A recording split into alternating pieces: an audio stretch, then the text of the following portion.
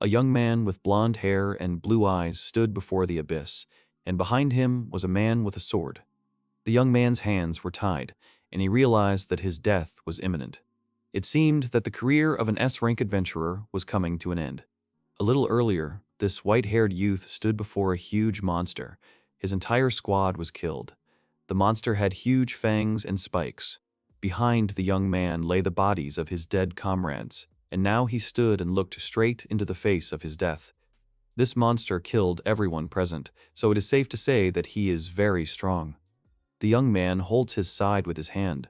Apparently, he had already managed to get hit by the monster. The monster meanwhile began to roar, and white steam came out of its mouth. The young man stretched his hand forward, and a magic seal appeared in front of him. He used revival magic. Suddenly, the warrior lying next to him trembled with his fingers, and after a while he came to, grabbed his sword and jumped up, raising it behind his back to strike the monster. The young man cuts through the monster's body and defeats it. After a while, a girl and a man came out of the Adventurers Guild. The lady said that their business was going well, and this time they got a big reward. The man replied that the giant monster was on the bonus sheet. The young man named Alan said that they would split the reward equally, as always. The girl agreed and gave the bag with the reward to the young man. She then reached out to give the pouch to a man named Jose, and then walked up to a young man named Lichte and gave him his share of the reward. The girl replied that as soon as Lichte joined their group, they began to complete tasks much faster. Joes replied that thanks to this skill, resurrection, they can be reborn over and over again, but dying is still a very unpleasant feeling. The girl says that if Alan had not invited Lichte to their group, everything would have been different.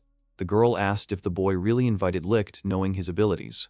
Alan gave a negative answer. He turns around and says he wanted to have more people on the team, and luck was on his side. Lichte was on his own, so he asked him to join. Lichte says he was alone because, until now, he had not shown his abilities to anyone.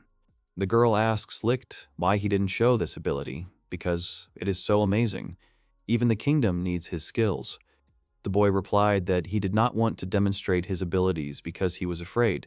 The girl asks what he was afraid of. He replies that he was afraid that evil people might take advantage of him, or that he might get involved in something dangerous. However, the young man smiles and says that the guys in his group treated him well like no one else, so he really believes that it is okay to show them his skills. The girl runs up and pats Lichte on the shoulder, asking if he really loves them that much. Josie laughed and said that he was really grateful to the boy. The girl says that she means that it is because of Lichte that they are so invincible, and she is very grateful for that. She asks Alan if their dreams of S-rank adventurers are really not so far-fetched now. The young man agrees, places his hand on Lichte's shoulder, and says that he has high expectations for the young man. Lichte smiles and agrees with Alan, so they completed many quests, and all of them gained experience, and each of them unlocked new abilities. Before they realized it, the whole group became so strong that they destroyed the enemies without using Lichte's ability. Juice says, sitting at the table, that today's mission was simply amazing.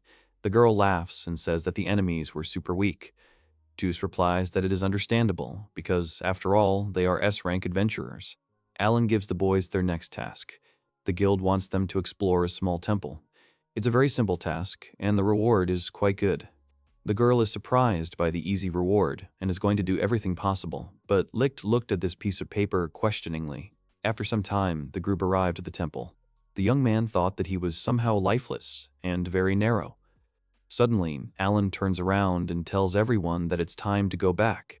Lichte is surprised that they explored so quickly. The girl says that everything is fine and it's time to go back. After leaving the temple, Lichte stood aside and watched his comrades. They were acting strangely, so the young man did not understand what was happening. He felt that something was definitely wrong here. Suddenly, he heard a voice apologizing, and then he turned around and saw many guards behind him. The young man does not understand what all this means. In front of him stands a man with a long beard, looking like a priest. The man shows a piece of paper and says that Lichte will understand everything once he reads this document. The kingdom has issued an executive order, so the young man should not take everything to heart. The guards grab Lichte roughly. The young man resists, but is told to stop. The young man asks what he did wrong, because he pays his taxes and works as an adventurer. The man replies that the problem is his ability. Lichte tries to understand how the man knew about his ability. The man says that his skills are too dangerous to leave alone. He is sure that there are many people who were saved by this skill, but it could be problematic if it is used for the sake of a demon's resurrection. Lichte says it's simply outrageous, and he had no intention of abusing the skill. He says that if the man asks his teammates, they will confirm his words. They decide to do so. Lichte turns and asks Alan to say something, but the boy walks past Lichte. He asks for his forgiveness and says that he cannot resist the kingdom's orders. He wants the young man to accept this for their sake. He doesn't understand what Alan is talking about, because if he leaves the team, it will be bad. Alan says that at that time they needed his skills, so they let him join. However, now they have stopped making mistakes and dying during missions. Lichte is surprised. Alan says that, in other words, the youngster was now useless to them. As long as he was still getting a share of the bounty, it was understandable that discontent was growing within the team. Lichte is shocked. Alan says that's the whole story. He tells the boy to just accept his fate and be executed. He says that if Lichte is lucky, he will be marked as a hero on his grave. Lichte starts calling out for Shizuku and Juzu, but the girl giggles and says that she understands how Lichte feels now, but when the boy shouted their names, he won't change anything. She asks the young man not to hold a grudge against them and says goodbye to him. Alan receives his reward from the priest, while Lichte is blindfolded and placed on his knees. The executioner stands behind the boy. He asks if the boy has anything to say. Lichte asks where he is. The man replies that Lichte is standing at the place of the sentence, on the edge of a cliff. The man threatens the boy with a knife to the heart and to push off a cliff. Lichte scolds everyone, and the man claims that the boy should be grateful since he could have chosen a more painful way. The boy should watch his tongue. He says that who would have thought that an S-rank adventurer would end up like this? The man also says he has an idea. He offers him to bet the probability that he will not die. Lichte says that if he is going to kill him, he should kill him quickly. In this case, the man lightning fast pierces the boy's body with a sword. Lichte feels pain, and then his body is pushed off the cliff. He fell off a cliff. The man said that he was done and that today had been a terribly stressful day. At that time, people were not convinced that Lichte was dead. Humanity didn't know then that at that moment, it was their greatest mistake that they were doing. Suddenly, a seal formed over Lichte's body. His cloudy eyes acquired a natural shine. Suddenly, he began to breathe, and then he came to his senses completely. Lichte stood up and looked at his hand, then asked himself why he wasn't dead now. The young man thought the man had missed, but he had not, for he felt himself pierced. He tried to feel the wound, but could not find it. He realizes that this phenomenon is similar to when he uses revival. He thinks that he could have done it, but Lichte is the only one who can use revival magic. He understands that his skills are also activated when he dies. He also guesses that his former crew members did not know about this.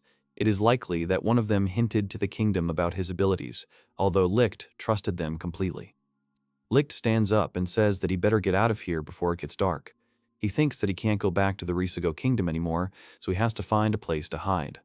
From this moment on, Lichte's tragic revenge began. Due to the special ability that Lichte possesses, he was betrayed by his teammates and was executed by the kingdom. Afterwards, ironically, he escaped death with the help of the resurrection skill. After some time, the young man came to the edge of the cliff and saw a huge sea. Despite the kingdom's decree, he was revived. Fortunately, his former comrades do not know about it yet. However, he must find shelter. In this world, the ratio of humans to demons in terms of the territory they occupy is about 3 to 7. One day, Lichte heard that there was a suspicious cave closer to the border. He couldn't believe this information because it was from unreliable sources. He didn't know if this cave existed, but now he was on his own and had no other choice. However, it turned out to be just a rumor. Lichte fell to his knees in despair, then picked up a stone and threw it straight into the sea. Suddenly, the stone hit something and an unusual sound was heard. The young man raised his head and wondered what that sound was. It sounded like the young man had hit metal. Suddenly, an unusual door appeared in the stone. The young man wondered why there was a door in such a place. He jumped into the water and began to swim straight to the door. He opened it and saw a staircase leading down. The young man was glad that this was undoubtedly the same door, and he had found it. Lichte walked along the stone and gloomy corridor. He wondered if he had reached the deepest part of the cave. He had not encountered a single monster, as if the entire dungeon had been turned off. He looks around and thinks that the cave is so spacious but lifeless, but unfortunately, these words cannot change anything. The young man understands that he needs to resurrect the monster sleeping inside this cave. In order to survive, he must form an alliance with this monster. From what he noticed, this cave has existed for a very long time. Therefore, there should be very strong creatures living here. He is confident that his resurrection skill can bring back the dead, regardless of whether there is a body. He thinks he is going to do what the old priest was afraid of, but now it is not the young man's concern. He straightens his hand and uses the resurrection skill. A seal comes out from his hand. Suddenly, a huge roar is heard. He doesn't understand what this feeling is, like his soul is being sucked out of his body. He thinks that this definitely didn't happen when he resurrected people. Suddenly, the ground nearby exploded, and the young man thought that the spell had worked. Suddenly, several girls appeared around. One girl said, laughing, that she was finally alive. The second girl put her hands together and said that they finally did it.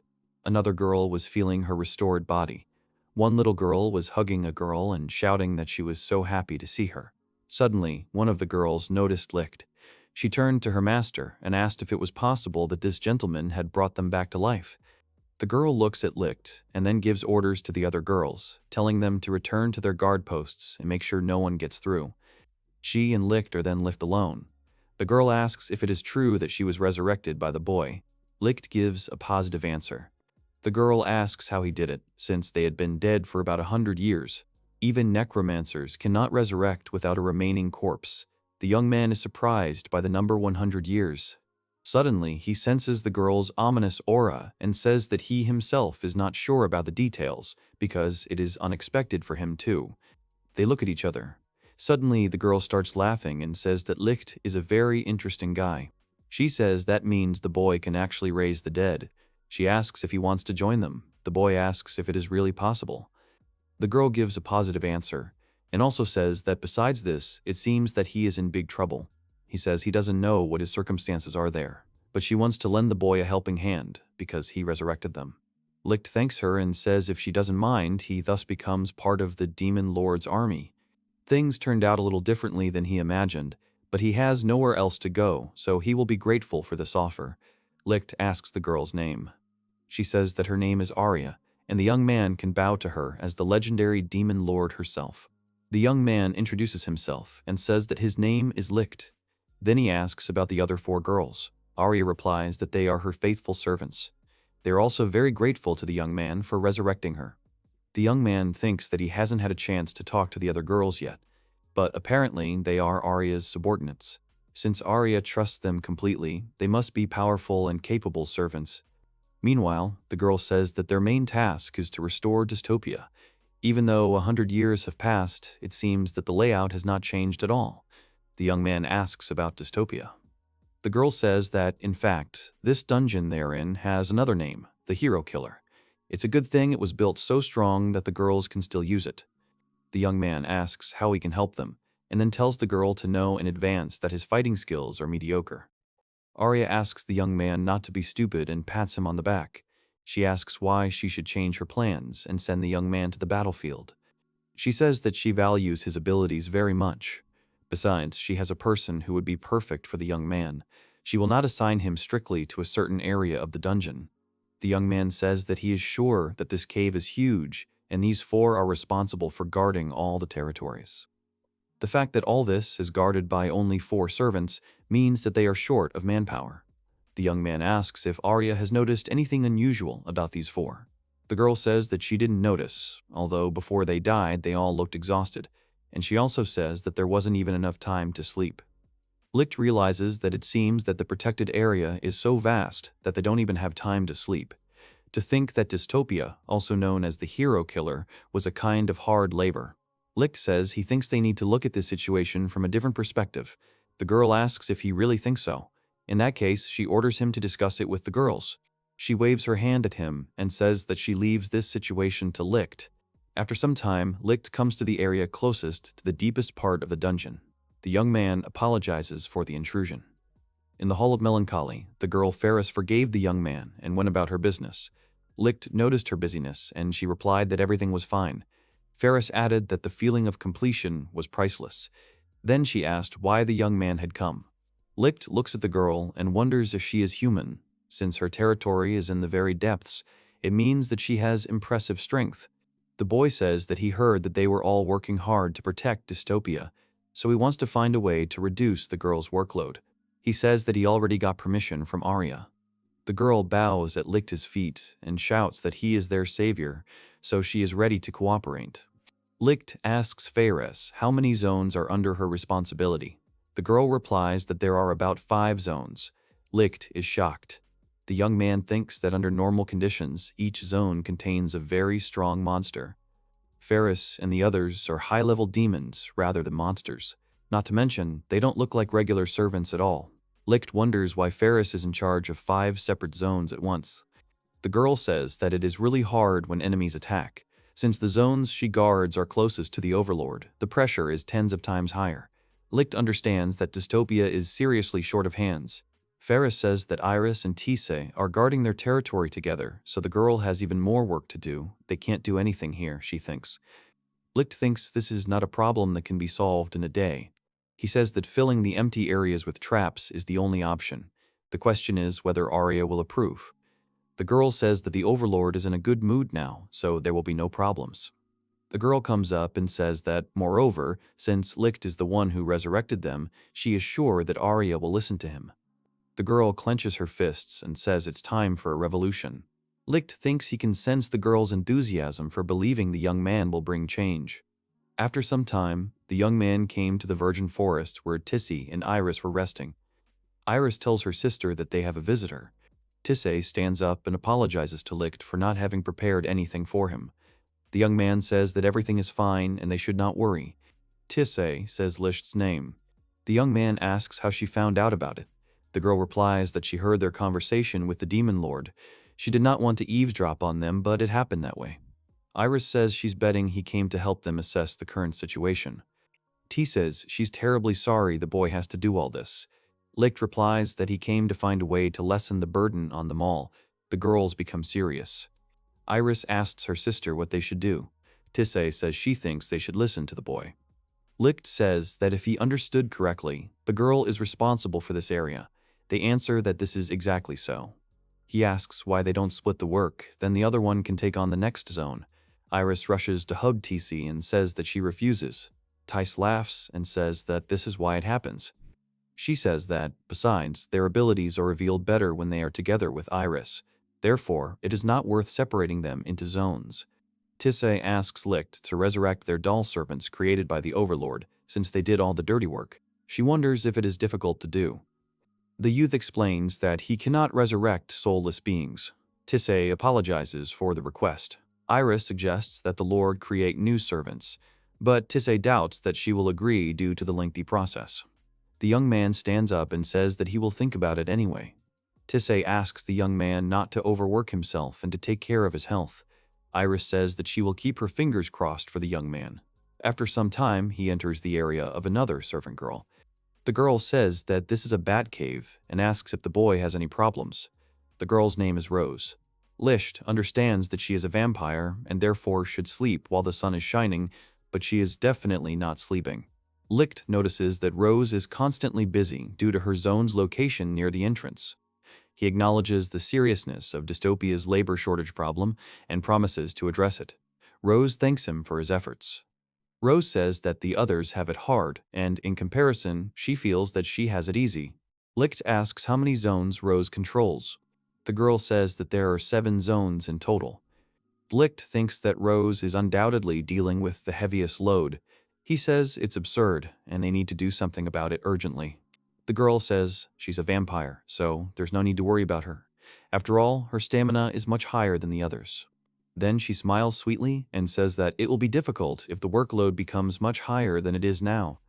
Lichte thinks that since it's just a simple lack of people, he thinks the only way out is to recruit them. Still, it doesn't look like he can just hire regular monsters. Suddenly, Lichte has a great idea. They need to increase the garrison so that dystopia can withstand invasions. Needless to say, recruiting will take a lot of time and effort. However, there is one person for whom this is nothing more than a joke. Every adventurer has heard stories about her, the legendary necromancer. Lichte and Faris leave dystopia. and the girl is amazed at the changes in the world after 100-year sleep. Lichte notices a bridge that was not there before. The girl says that most likely Rose built this crossing for them. Lichte understands that they are dumping this kind of work on her. Suddenly, he starts shouting for the girl to take care of herself because there is a huge wolf in front of them. Ferris says that this wolf is not their enemy. It was bewitched by Rose. She probably brought it as a transport for them. Lichte says that he is not sure he understands what the girl means. Ferris approaches the wolf and begins to pet it.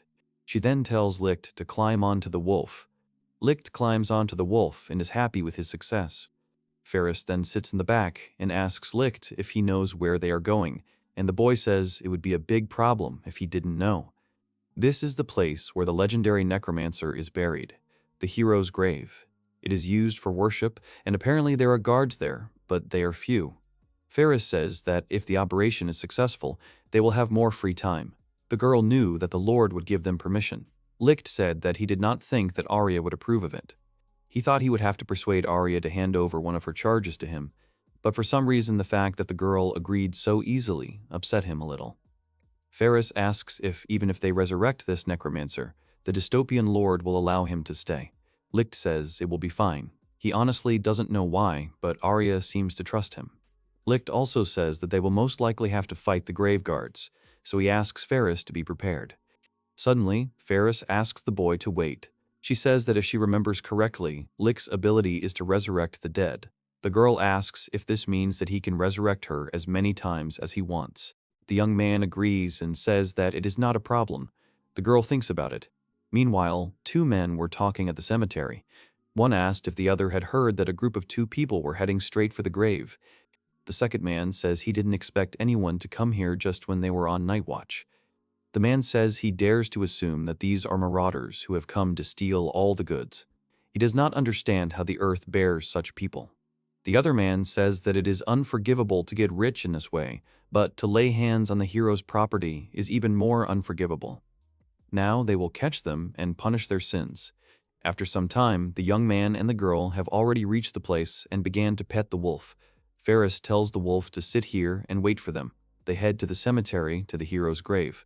Suddenly, the young man puts out his hand and asks the girl to be careful. Two men jump out at them and shout that whoever hits first wins. Lichte manages to dodge, but the second man strikes straight at Ferris.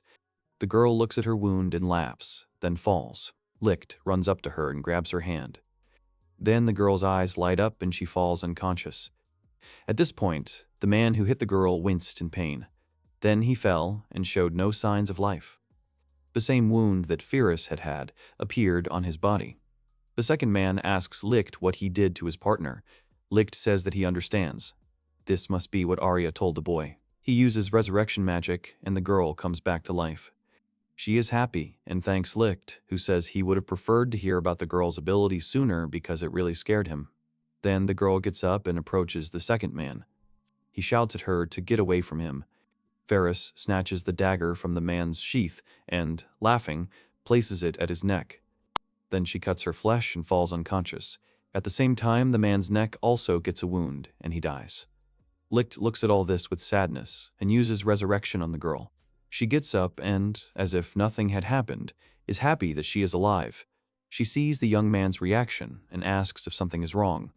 The young man says that everything is fine. The girl says that the two might have called for reinforcements, so she thinks they should hurry up and finish the operation.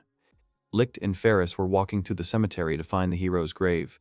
They read the inscription, which says that a necromancer lies here and her name is Dorothy. Lichte replies that the girl read everything correctly. He uses his resurrection ability to revive the necromancer. Suddenly, a hand emerges from the ground.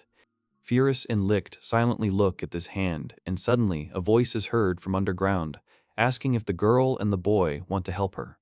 Ferris asks if Lichte is going to help her. He asks the girl to help him. Suddenly, they pull a girl out of the ground. The girl says that if they were planning to resurrect her, they should have dug up her body first. She shakes off her skirt, and Lichte asks her for forgiveness. The girl then asks why they resurrected her. Lichte says that in short, they want the necromancer to become their companion. The girl is surprised, then looks at Ferris and says that if this girl is not human, then she will agree. But before that, she wants to ask them one question. She turns to Lichte and tells him that he is probably not a necromancer, so how could he resurrect her? It doesn't seem like they have a master-servant bond since she didn't become his puppet. Lichte says that the girl is right and he is not a necromancer. He has a skill called resurrection, and it allows him to bring everyone back to life. However, the resurrected do not obey his will. He also says that he can resurrect himself if he is not mistaken. The girl listens attentively to the young man.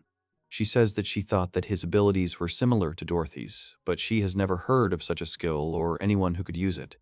Ferris says that Lichte is amazing. The girl winks and says that all that is required of her is to become their companion. She will do everything possible to justify her resurrection. Lichte says he is incredibly happy about this. He then suggests that they all leave before enemy reinforcements arrive. They then arrive in dystopia. Dorothy says that the dungeon is incredibly large. Even if she summons all her spirits to guard it, she will need a considerable number of them to cover the entire area.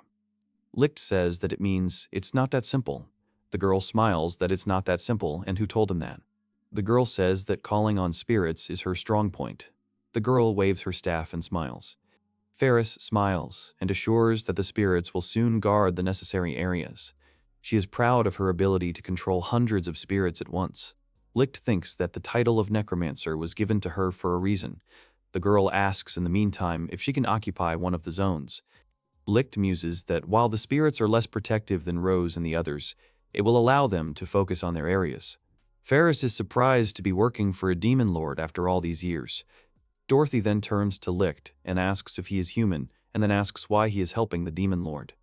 Lichte says that some trouble happened in the human world and, in any case, he has nowhere else to go now except this place. Dorothy says she doesn't know what happened to the boy, but she thinks it's best to close the subject. The only thing she understood is that the boy has some problems in the human world. Then Dorothy thinks that she better thank her. The demon lord, after all, she is new here. Lichte says that Arya should be sleeping now, so Dorothy shouldn't worry about that yet. It's better to go greet those he considers much scarier than Arya, like fairies first. Dorothy says that Fairy is the girl who was with Lichte. She would never have thought that such a little girl could be scary.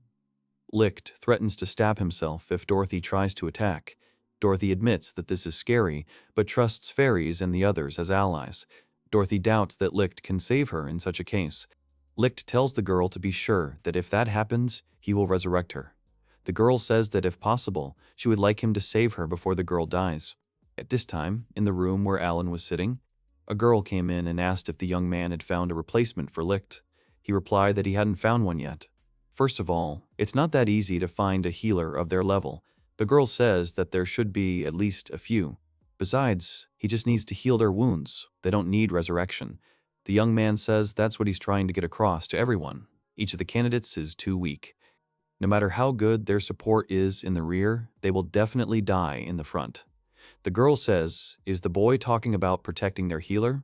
Alan explains that being a high-rank healer does not make him physically stronger than a normal adventurer, even in an S-rank group. The girl asks if Lichte was useful in battle. He says that Lichte is not a healer. Resurrection was just a skill. That's why his combat skills were on par with theirs. Alan tuts and says there's no point in dwelling on him. Alan says that they will take one person into the team to start with and let him be their bait. The girl says that she doesn't mind giving up all of them, and who knows, maybe they will be much better off without them. She looks at the envelopes and says that there are many applications, so they need to choose. Maybe they will be lucky, and they will really find someone worthwhile. Suddenly, the girl sees a letter addressed to Alan. Alan says he bets they're being asked to do a quest for them again.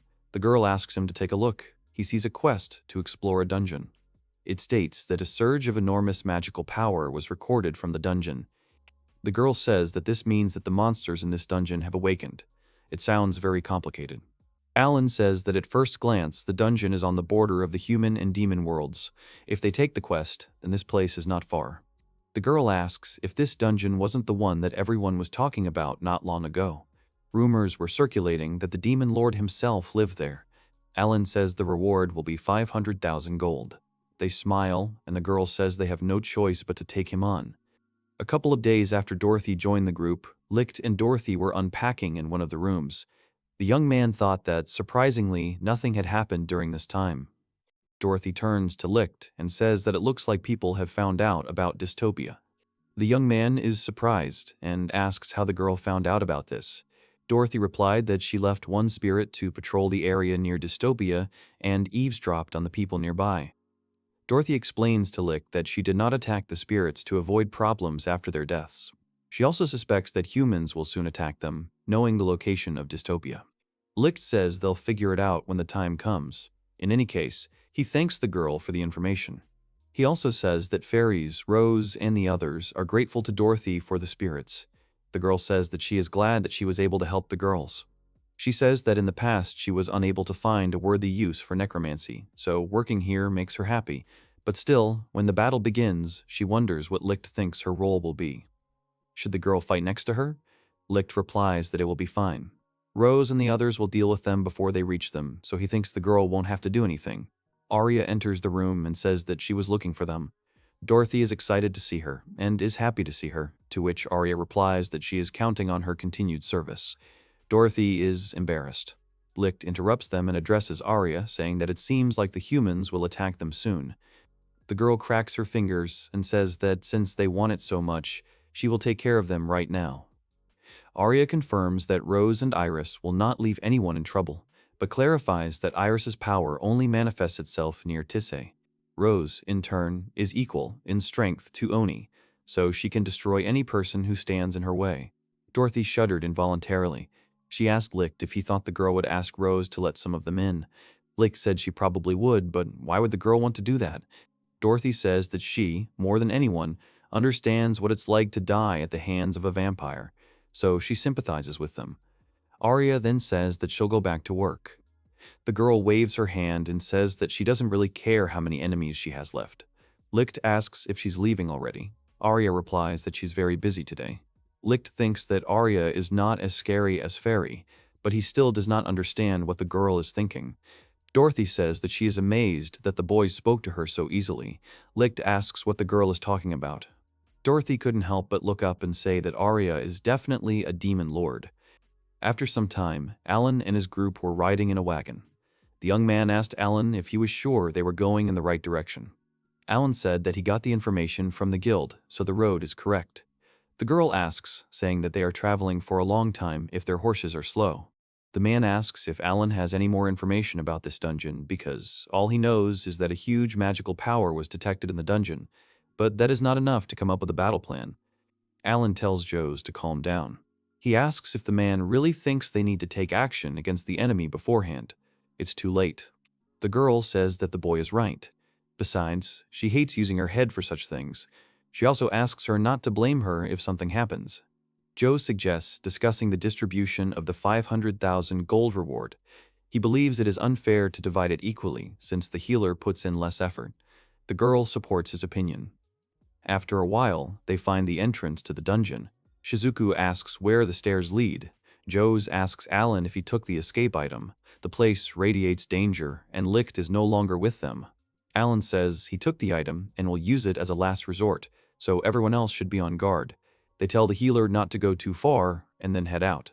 Jose says he senses demons, but then says they are spirits. He then says that what he found here is an undead creature similar to Lichte. Alan says that there are undead right now. They don't have enough stamina to get rid of them. They won't survive a protracted battle. Their plan now is to kill the monsters as quickly as they can. Lichte was moving his books. He turns to Dorothy and says that they have cleaned up most of the room. The girl thanks the young man and says that he really helped her out. Lichte says that it is not a problem. Dorothy says that spirits are absolutely useless for such troubles. All they can do is attack opponents and keep watch. This reminded Lichte. What Dorothy says is that one of her spirits noticed people nearby, which means that dystopia was discovered based on her words. Nothing out of the ordinary had happened since then. He wondered if people had decided they weren't posing a threat. Even if they attack them, they will not be able to prepare in any way. Dorothy says she was told that humans have entered dystopia. Lichte repeats the girl's words and is surprised. At this time, Alan's group sees many spirits. The girl wonders why there are so many spirits. The girl asks if Alan really thinks one monster did all this. The man says that no one talked about one monster. Jose said that having enough power to control that many spirits, so it can be assumed that there are a dozen leashes involved. Alan asks if Sosei is sure about that.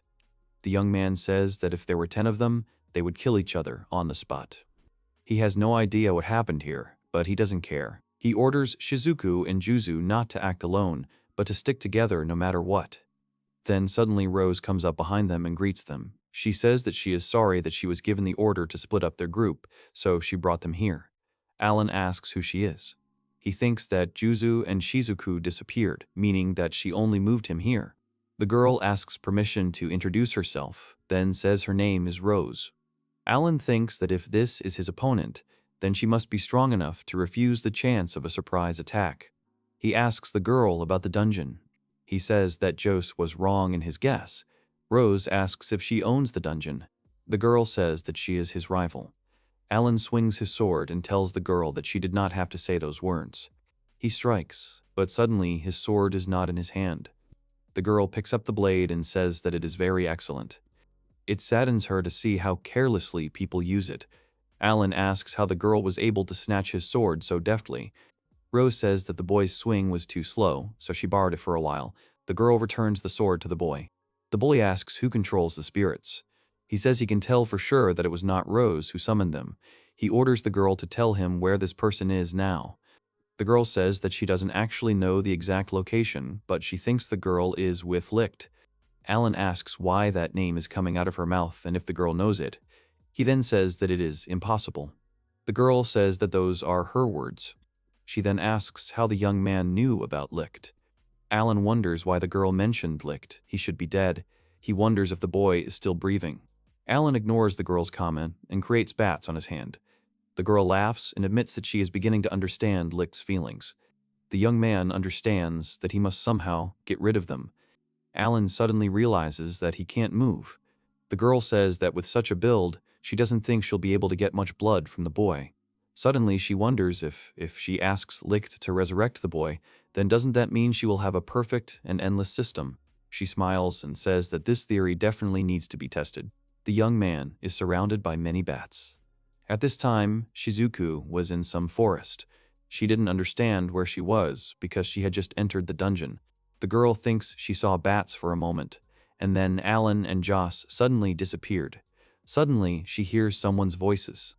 There were 2 girls standing in front of her, Iris and Tise.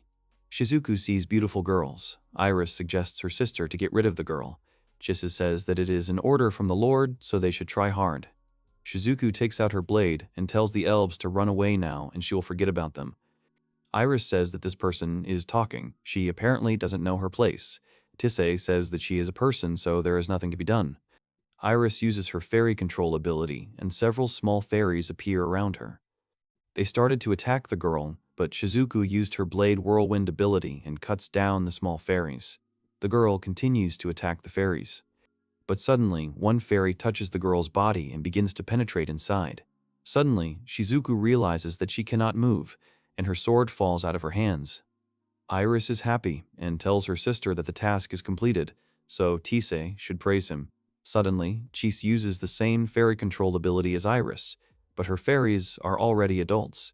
They enter Shizuku's body in the same way. The girl understands that.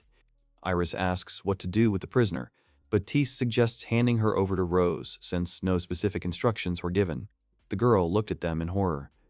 At this time, Jose was among many spirits. Dorothy comes out to him and says that it really was a person, as they thought. Joss says that he has a feeling as if he has seen her somewhere before. Besides, this is the face of someone from the past, so this person cannot be here. Jose says it doesn't matter. Getting to the point, he'd like to ask a few questions about the dungeon, but he figures the girl won't answer them. Dorothy apologizes and says she can't answer that. But the man won't suffer like the other 2. She asks him not to hate her for it. The man takes out his blades and exhales. Suddenly, Lichte enters the room. The girl asks where he went. The young man says that he spoke with Ferris. Suddenly, Yoes calls the young man and asks what the young man is doing here. Jose asked the young man what he was doing there. Lichte replied that he had the same question for the man and asked why he was there since he had been executed earlier. Lichte replies that it is, but he was able to come back to life. He says that since Jose is here, Alan is too. He asks where he is because he wants to talk to him. The man says that he would also like to know where he is, because wasn't their separation part of Lichte's plan? Lichte places his hand on his chest and exhales, then asks if Joes knows about the decree ordering his execution. The man says he knew about it. Lichte asks what his opinion was on the matter. Joes replies that their group would no longer be as strong. Lichte replies that it is just like him. Joes says that now it is Lichte's turn to answer his questions. She asked how Lichte ended up alive and what he was doing in such a place. Lichte said that he had already answered that he had come back to life thanks to his skill. The demon lord and her retinue were also resurrected by him. Jows asked the youth if he was telling the truth about the demon lord. He calls Lichte stupid and asks if he realizes what he has done. The young man has committed a grave sin that will forever go down in human history. The young man replies that he does not care. Joe says that once the king finds out about this, he will attack them with all his might and crush them, no matter what it costs him. Lichte seriously tells them to attack. Joe says he understands and then takes out his blades. He thinks that as long as he has this item, he will be able to teleport instantly. At any cost, he must return to the kingdom and report that Lichte has joined the demon lord. Dorothy calls upon the spirits to attack the man. The man pretends to attack, but throws an object for movement. Lichte and Dorothy look at him as he disappears. Joes is transported to another location and realizes that a barrier has been erected. He is certain that he should have been transported to the entrance. He doesn't see a single enemy. Normally, he would be happy, but this dungeon is much scarier than the others. Suddenly, Ferris enters the room and greets the man. Joes realizes that the girl is unarmed and there is no hostility, but he must do it. He attacks from behind and kills the girl. He breathes a sigh of relief, but the next moment he dies from the same wounds. At this time, the man reports to the king and says that contact with the adventurers sent to explore the dungeon has been completely lost. The man says he dares to assume that something terrible has happened to them. The king says he had a bad feeling, but he certainly did not expect this. The man says that he believes it can be concluded that there are many monsters hiding in this dungeon. The man says that it is not necessary to say, but the question remains the same. Are they enemies of the kingdom? If they are enemies, then a battle is inevitable. The man says that instead of limiting themselves to alliances with neighboring countries, what if they share information with the elf and draconian races? This case is a threat to every nation. He thinks it is better to form an alliance with them before it is too late. The king orders preparations to begin immediately. Besides, the monsters could regard their research group as a declaration of war, so he will not be surprised if they decide to take revenge on them tomorrow. Their kingdom will endure. Arya sighs and says things are not good. Lichte asks if something is bothering the girl. Arya says that the boy must have noticed everything by now. Lichte says that he has no idea what the girl is talking about. Arya says that they have been eating the same thing for several days now, so it can be considered that their diet is too meager. The girl believes that Lichte will say that it is inevitable since they do not go outside. Lichte understands that their food is not very varied. It's not a problem, but there's nothing wrong with changing me up every now and then. For starters, they don't have anyone who can cook properly. Only Sosei can, more or less. Iris's cooking is not edible at all. Lichte asks what about Arya. The girl says that she is not confident in her cooking either. Lichte doubts that he can help either. The girl says, calling Lichte darling, that she has an idea that will solve all their problems. Lichte asks if Arya is going to order him to resurrect a chef. The girl says that they will join forces with the non-human races. After that, they will recruit one of their cooks and get a new source of food. Lichte understands that they mean barter. He says that it is not a bad idea, but what can they offer them in return? Arya asks to give it to her, because in this dungeon there are treasures and weapons in abundance. It is more than enough. Lichte says that, in any case, if they are going to ally with non-human races, then which ones? Arya says that right now the two races that are relatively similar to them are the elves and the draconians. They need the draconians to improve their weapons, and the elves because of their food and cooks. The girl giggles maliciously. Lichte shares with Iris and Tisa his conversation with Arya, where the Overlord suggested joining forces with the Inhumans. He plans to go to the Elven Kingdom first and asks for their help. Iris asks Tisa for her opinion, but she replies that if this is the Overlord's order, they must follow it. Lichte thinks that since they will be dealing with elves, he can only ask Tissy and Iris for help because they are high elves. Lichte thinks that the High Elves have superiority over the rest of the race. Even if the girls don't want to cooperate with him, it will at least be easier for him to establish contact. In any case, if he can recruit the cooks, then their dining room will be full of gourmet food. Tisei says that sounds wonderful. The girl says that she thinks that everyone in dystopia will dance for joy when they have cooks. Iris says that they could have asked her to cook for everyone instead. Tisei says that the Lord is quite a gourmet. Iris's cooking is delicious and unusual. Tisei says that this means that all they have to do is accompany Lichte to the Elven Kingdom. The young man says that if something happens, he will be happy to count on the girls. Iris excitedly shouts that they got it and tells Tisa that they need to try harder. After some time, Leek looks at the terrible beast. Tisei says it's their pet and calls it cute. Iris says it's the beast from legend, Fenrir, but they call it Fenya. Lichte thinks that, frankly, the mere presence of this legendary beast is enough to conquer the entire Elven Kingdom. The girls ask the young man not to worry, because Fenya is well trained, so he will not attack without reason. They are sure that there were once stories that a Fenrir that once ate human flesh is especially dangerous. The girl says she thinks it won't be a problem since Lichte can resurrect himself. The boy asks her not to let him do anything to him because he doesn't want to be chewed up. Tissa says the boy has nothing to worry about because he hasn't even felt any pain yet. Lichte says that's not the problem. Lichte climbs onto the monster and thinks that his heart is still jumping out of his chest. Iris says that his sister is teasing him. Tissa says that, however, when Fenya is saddled on an empty stomach, he becomes very angry. Lichte says that the young man should have been told about this earlier, so he asks to feed him more often. Tai says the air is so nice. Maybe she is an elf after all. Lichte says she is. Iris says dystopia is nice, but sometimes it's nice to get out into the outside world. Iris says she would like to take Fenya with them. Tisei says there is nothing to be done, because if they took him with them, all the elves would be terrified. Lichte thinks that with his appearance they could be mistaken for intruders. Lichte thinks that if they are going to make a trade, they need to make an impression.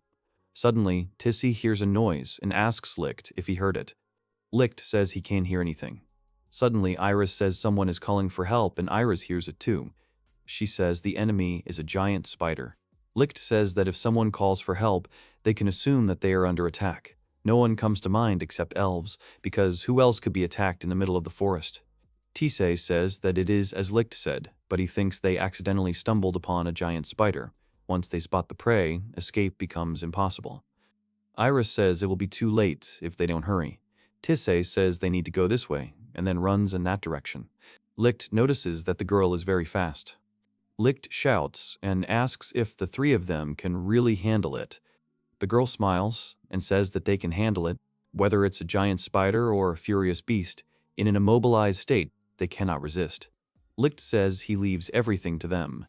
After some time, they arrive at the place. Tissa says they seem to be late. Iris says they are just a little short. The spider gets very close to the elf's body. Tisei and Iris are scared. Then they use the ability to control fairies together. They attack the spider. The spider is immobilized. Tisei asks Lichte to resurrect the elf girl. He replies that he is already busy with it. The girl comes back to life and asks if she died, and then she says that the spider died. Tis hugs her and tells the girl to calm down because they defeated him, but he will not harm her anymore. The girl asks if Tisei really brought her back to life. The girl says that maybe they killed the spider, but Lichte resurrected her. The girl throws herself at the feet of the young man and thanks him. Iris suggests to her sister that the girl be their guide. The girl asks where they want her to take them. Lichte says that they need to get to the Elf Kingdom. There are many things they are unsure of, so they would be glad if the girl could help them figure it all out. The girl says to give her all this. She wants to be useful to her saviors. The young man thanks the girl, and she, in turn, says that her name is Lyrica. The boy says his name is Lichte, and there are two high elves next to him. The girl screams in horror. Lichte smiles. She says it's no wonder they are so beautiful, since this is the first time she's met high elves. After some time, they arrive in the Elven Kingdom. Iris says it's very beautiful here. There's forest and sunshine all around. Tissa says that she likes it here very much. She would also like to come here again and again. Now, she doesn't even want to move from her place. Suddenly, Lyrica runs away with Lichte. The young man comes to the accordion and asks what the girl wanted. She says that she told the princess about the young man with the girls. She said she wanted to meet and talk to them.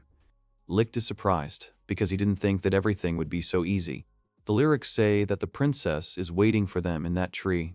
The lyrics tell the young man and the girls not to worry, because she will walk them home. Iris turns to Tisa and says that she also wants such huge houses in dystopia. The girl replies that she does too, and then says that they will ask Rose to ask them. Lichte says that the girls should stop this idea, because it will put even more responsibilities on Rose and she could die mentally. Tissé says that jokes should be put aside. Iris should be put aside. Iris should remember that it is forbidden to use bad language in front of the princess. The girl says that she understands. Lichte asks what will be stronger, Tissé or the princess, to which Iris replies that Tissé will be stronger and no one else. Lichte then asks who Tissé respects more, to which the girl replies that she is a princess. Lichte says that they will have a deal with the elves, so she should try to describe it. Iris says that they would be extremely happy to use their jewels and weapons to help the talented people of your country and take advantage of their help. Thais praises Iris's speech and says that she is happy for the girl. She tells Lyrica that they are ready, so she apologizes to her for keeping her waiting. Iris turns to Tissé and says that if the princess hates them, Tissé replies that the demon lord will be upset. Lichte says that this will cause great waters. Lichte thinks that, given all the risks and failures of this idea, he still hopes for a successful outcome. They enter the princess's reception hall. The girl bows to them. Then she says that her name is Lucy. Lichte says he's glad to meet you. Lucy says that she is already aware of the recent events. They saved their dear Lyrica from the clutches of a huge spider. She also apologizes for thanking them in this way for this deed. Lichte asks her not to worry because everything is fine. The girl says that she really doesn't know how to thank them. This huge spider has been tormenting them for a long time. They tried to defeat it in every way, but they didn't even suspect that someone else would defeat it. She turns to Mr. Lichte. She thanks him warmly for his help, and then says that she was told that the young man had a serious talk with her. Lichte replies that this is exactly it. Iris says that they would like to give the elves their weapons and treasures in order to help the talented people of this country and take advantage of their help. Lichte panics and does not understand what is happening, and Tissé covers her mouth. Lucy smiled and said that she was glad, because that was exactly what they had problems with. Lichte laughs, but the girl says she's joking. The young man understands that he's also being joked about. Lucy says that, frankly speaking, there are many children in their country who would like to see what happens outside the forest, so she would be happy to consider the possibility of employing them temporarily. Lichte is surprised, but Tissé intervenes and says that she thinks it is not very good to continue the conversation in one direction only. Lichte says that the girl is right. Lucy says that if they don't mind, then couldn't they destroy their enemies, just like they did with this spider, because they themselves don't like to fight. Iris turns to Tisa and says that since that's the case, they can easily handle it. The girl replies that her sister is right. Tissé then asks Lichte if he is against it, but the young man replies that he supports the idea. In his mind, he thinks that, of course, in dystopia, the demon lord does nothing but scratch his fists in anticipation of battle. Lucy says that in that case, they can get down to business. They have plenty of children, so they can't worry. The girl asks Lichte to tell the demon lord that the elf queen is counting on her help. The girl bows after them, and then Lyrica accompanies them to the exit from the forest. After a while, Lichte said that the princess was very good and Arya should learn from her. Iris said that one should not speak like that, because their mistress had her own good qualities. Tissé notes that Lucy said that she was counting on the demon lord's help, but did they ever tell her about their mistress? The young man assumes that contact has been established with the elves somehow, so the dragonmen are next in line. Lichte and Rose flew over the desert. After some time, while Lichte was flying with Rose, the girl said that it was so fresh outside that it even lifted her spirits. Lichte flies with the girl and says that she should rest more often. Lichte senses that Rose is uncomfortable without work. He planned to go to the Dragonman settlement alone, but Rose joined after finishing her business in dystopia. Lichte asks Rose if she never thought that the day would come when he would fly in the sky. The girl says that flying is really fun. Lichte asks Rose if it will be okay if the sun hits her, since she is a vampire. Rose says it is okay. Gone are the days when the sun's rays were her weak point. The girl smiles sarcastically. The girl then asks what they will do if they find themselves in a dragon people settlement and suddenly they attack. Lichte says that if they attack, they should not fight under any circumstances. Rose asks why not. Lichte replies that they need to befriend them so they can start remaking their weapons. That's what Arya said. The recently revived dystopia does not have all the capabilities to produce new weapons and armor. But if you try to strengthen your friendship with the dragon people, then even if they refuse to work for them in dystopia, then the orders in the settlement should definitely be accepted. And to get them interested a little, Arya provided her weapons from the warehouse. Rose tells Lichte that they are getting close, so he asks to hold on to him. The girl lowers Lichte. Then his wings turn into a bat, and then the bat turns into an amulet. Lichte grabbed his head and said that they had arrived. Meanwhile, the draconids were splashing in the river. Suddenly, the girl felt something. The young man asked what his sister felt. The young man turned to his sister, whose name was Lauka, and asked what was going on. The girl said that she had a bad feeling and asked the young man if he felt anything. She then apologizes and says that she thinks they should finish up quickly and go home. The boy says that he really does think they should come back early. The girl replies that things are not easy for her mother right now. They took the nets with fish and went into the forest. The girl says she hopes her mother will recover. The boy says it is not like her to show weakness. The girl admits the young man is right, but is concerned about her poor appetite. She suggests finding a magician healer. The young man doubts, believing that magic only helps with wounds, not illnesses. The girl says that the young man is right, but first she suggests that they return home, because maybe their mother will feel better today. At this time, Lichte was walking with Rose. They were looking for a settlement of dragonmen, but this place does not look like a country at all. Apparently, they are quite far behind the people. Rose asks if they plan to attack. Lichte prefers to negotiate first and suggests finding a local, believing the dragon man would be more likely to agree to talk. If there are two of them, they will feel some advantage and attack them first. Such cases sometimes occur. Rose asks Lichte to look and then sees two draconians, very young in appearance. Lichte realizes that there are two draconians after all. However, they have no weapons, and there is no one nearby. Someone is shouting at them. The young man calls his sister Lauka and asks her to look there. The girl puts out her hand and asks Brother Cain to be careful. She says that the man looks human. However, that woman is of a completely different race, and she gives off extremely unpleasant energy. The young man lays down a net with fish and addresses Lichte, calling him a man, and then asks what his business is with them, since this is no place for people. Lichte says that there is no need to shout at them like that, since they are not enemies. They would like to make a deal with the Draconid people. Klein asks if he is a traitor. He says he knows the humans have nothing useful for them. If they turn around and leave right now, he will turn a blind eye to their behavior. Lichte asks them to first look at the sword he brought. He shows the sword, and Lauka and Klein are surprised by such a weapon. They exchange glances. Klein hopes that the humans have a cure for their mother, and is willing to offer any exchange. Lauka is skeptical of the idea, but agrees that it is worth asking.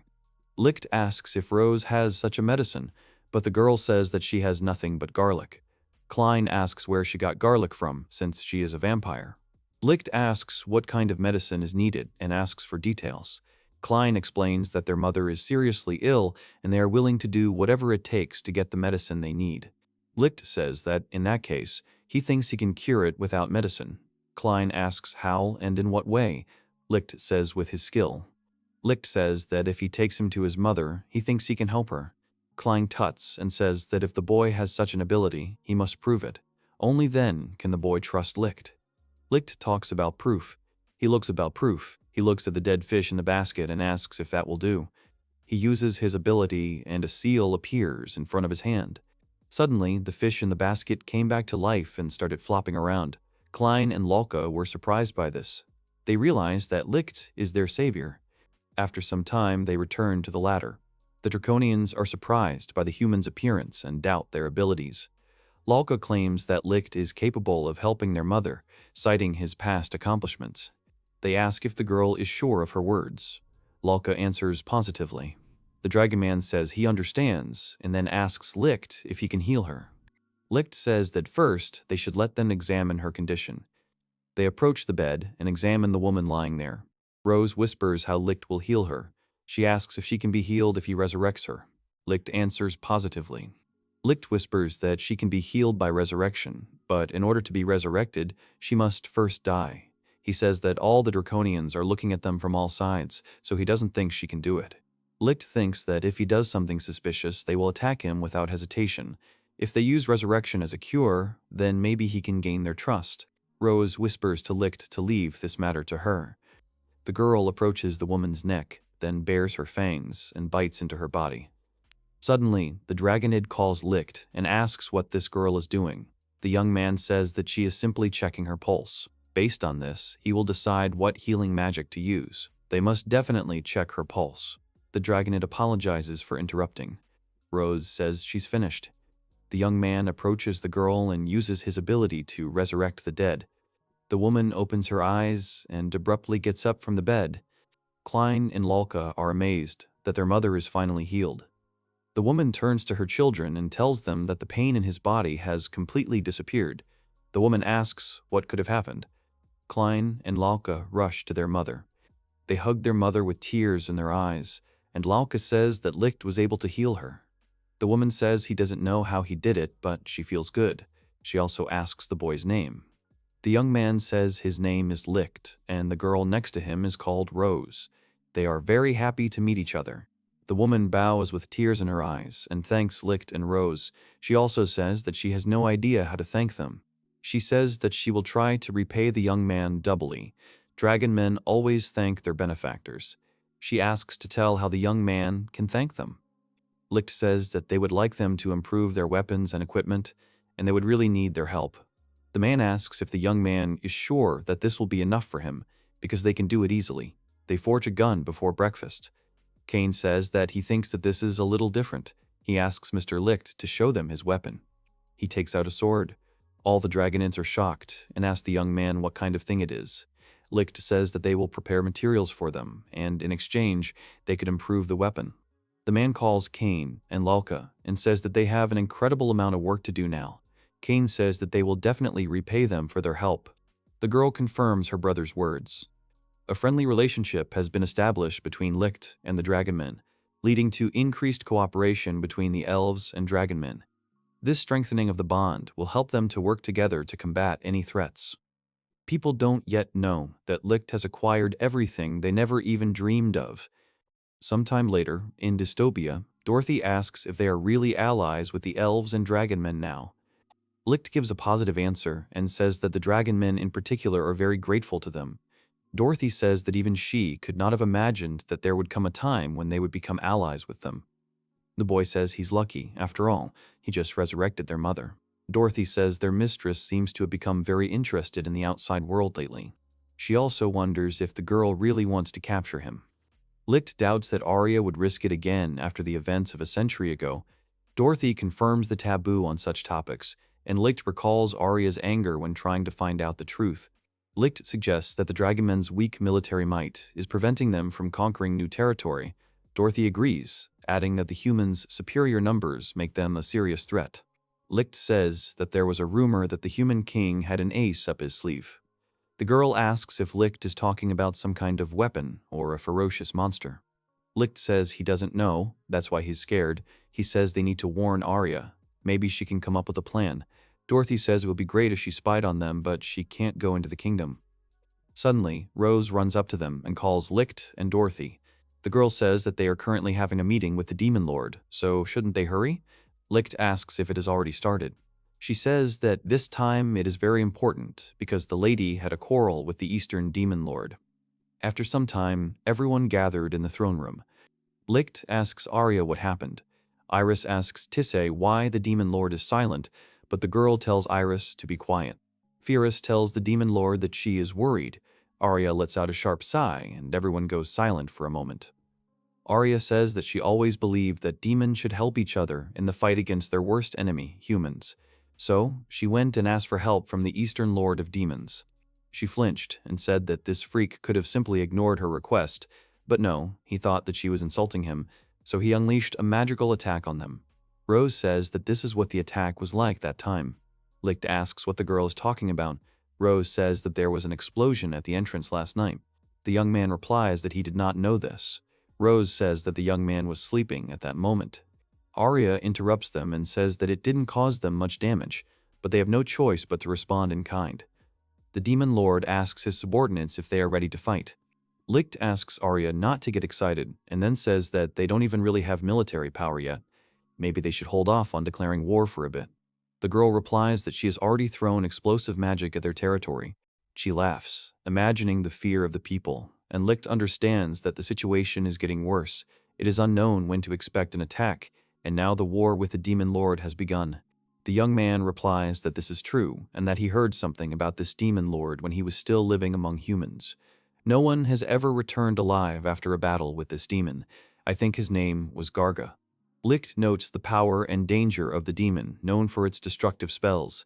Arya, however, does not know the details, as power in their family passes from father to son. The girl says that she will not leave an heir. However, she still remembers where their castle is located. Lichte understands that they have already decided on the place of attack. Iris asks Tissé if they will really fight. She says she doesn't want to lose. Tissé hugs her sister and tells the girl not to worry. They won't lose as long as Mr. Lichte is with them. Arya stands up abruptly and says that everything is exactly like that. Lichte is the most important figure on their battlefield, so he will give the girl a good workout. She asks if the young man needs details. He will be gentle with simply resurrecting the girls if they suddenly die. In particular, he must take care of Ferris. The boy says he understands and will try. Ferris says he has hopes for the boy because it seems they are on the same team, which means they are invincible partners. The young man smiles and says that they will do their best. After a while, Lichte says that they say war is voluntary. Dorothy asks what their plan is, since they don't have much time. Lichte realizes that they have no time to plan due to the unpredictability of the demon lord's actions. He would like to go on the offensive right away, but the enemy can predict their moves. The enemy's forces are likely comparable to their own. Rose suggests a kamikaze-style attack, but Lichte is against it. Ferris supports her, noting her talent for unusual attacks, and Dorothy advises to wait. There are only 7 of them, so they are unlikely to fight face-to-face. It is possible to weaken dystopia's defenses a little and use its spirits. Lichte thinks about it and says that it's not a bad idea. It's unlikely that the enemies can turn a blind eye to such a large number of spirits. Iris turns to her sister and asks what they should do. The girl says that they will have to accompany the dead souls along with the spirits of the forest. Rose asks for forgiveness and asks what she should do. Ferris says that apparently there is nothing left but a kamikaze attack. Lichte says that he will think of something for them. Iris sympathizes with Rose and offers her the role of distracting her enemies with her attractiveness. These considers this idea excessive. Rose clenches her fists and says she will try her best. Lichte asks her to calm down. Ferris remembers something and says that the girl can turn into a bat. Rose says that she is glad that the girl remembers this, but it probably won't be useful. Lichte says that the girl is jumping to conclusions too early. He asks if Rose can turn into a mouse now. The girl says she can. Then it suddenly dissolves in bats. A moment later, little bats were flying around Lichte. Ferris says she hasn't seen anything like this in a long time. She used to play tag with Rose, and she couldn't catch up to her as a bat. Lichte says he thinks he knows how they can use Rose's ability, and Rose happily asks if that's true. Lichte suggests that the girl be given the role of espionage. Rose says that Lichte wants her to sneak into enemy territory, surprise the demon lord, and challenge him to a duel. She says that the demon lord won't expect it, so it will buy them a lot of time. Lichte replies that he doesn't think it's worth going that far. The girl confidently says that she'll try. After some time, Lichte and Ferris were running away from a huge dark monster. He strikes, but the boy and girl deftly dodge. The fairy, which is Iris's ability, flies towards the monster and immobilizes it. Lichte says that it was to be expected. There are never so many monsters in human territory. If the Iris fairies hadn't saved them, they would already be dead. The demons' territory, which occupies 70% of the earth, and they are currently on the eastern part of it. Ferris turns to Lichte and asks him about the castle ahead and whether it really belongs to the demon lord. The youth answers in the affirmative. They sneak through the trees. Lichte says that he heard rumors about this place, but he did not imagine that the castle was so big. He remembers that all the warriors of the guild never returned alive from this castle. Lichte walks and thinks that he hasn't even come close to this castle yet, but his body is already holding him back. Lichte says that Dorothy and the others should have already launched an attack on the castle, so he thinks now is the time for them to move. Fierce says she understands. Suddenly, the girl notices something glowing in the distance, and then this something pierces Fierce right in the heart. The girl falls unconscious. Lichte runs up to her and calls her name. Lichte thinks that she was killed from such a great distance and so quickly. The enemy reconnaissance squad is on a completely different level than in Dystopia. He looks around and realizes that they seem to have stopped attacking. Apparently, the shooter died immediately after killing Fierce. Apparently, Fierce's skill, called Bitterness, worked. Thanks to this ability, all damage that Fierce takes is transferred to the attacker. Lichte uses Resurrection of the Dead to revive Fierce. Fierce wakes up and says that it was unexpected. She asks if the attack hit the girl. Lichte says that the girl covered her. The girl says that this time the attack was too sudden, so nothing can be done. She asks Lichte to be on guard. After some time, Fierce and Lichte move on. The young man thinks that they will not be attacked. The enemies should be confused now. This is their chance. Lichte had to use Resurrection. It would be good if the enemies didn't find out about it.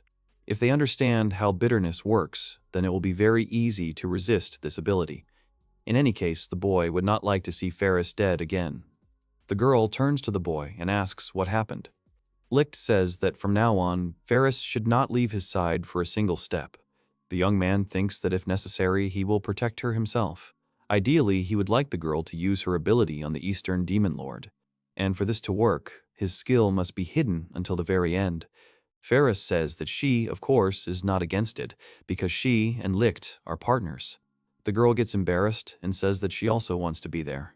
Approaching the castle doors, Lichte says that they do not know what enemies will await them, so he asks the young man to be on guard. The girl grabs Lichte. At that moment, a huge man was shouting and asking what was going on here. The girl turned to Mr. Doba and said that she had come, and the girl was already in that state. Doba said that the enemy had already infiltrated the castle. Leluka's intelligence skills were among the best among all demons. He didn't know who killed her like that, but he certainly knew who he was aiming for. The girl turns to the gentleman and asks what will happen to the girl.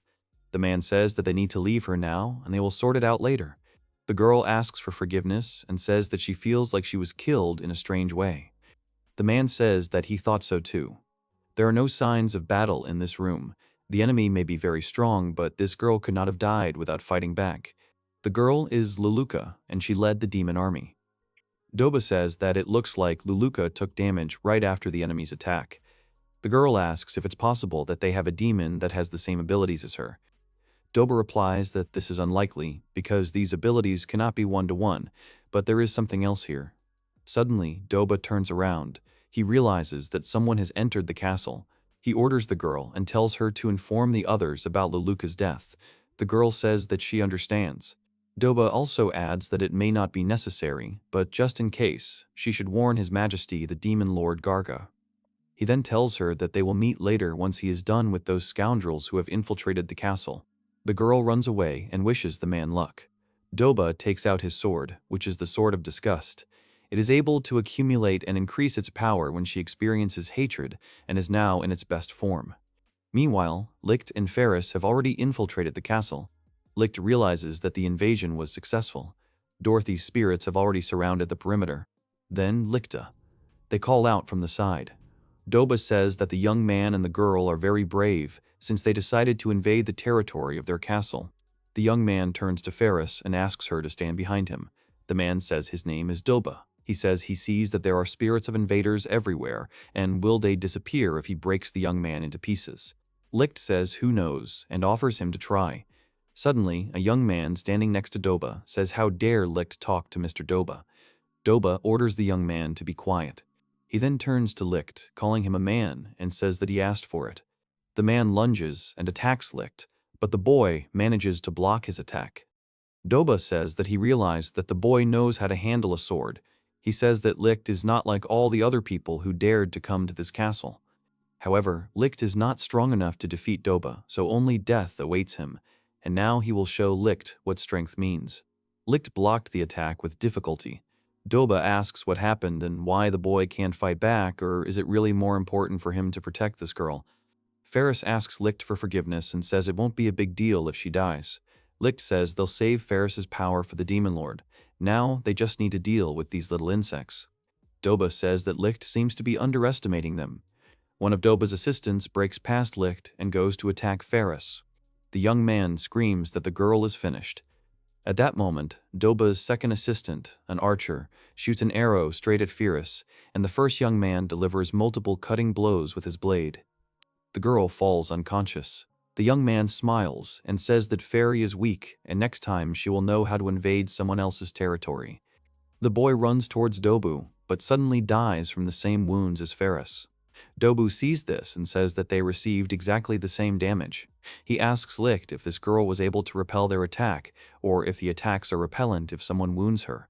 Doba says that it looks like he's right, and it's clear that he killed Wuluka. He says that who would have thought that she would get herself attacked.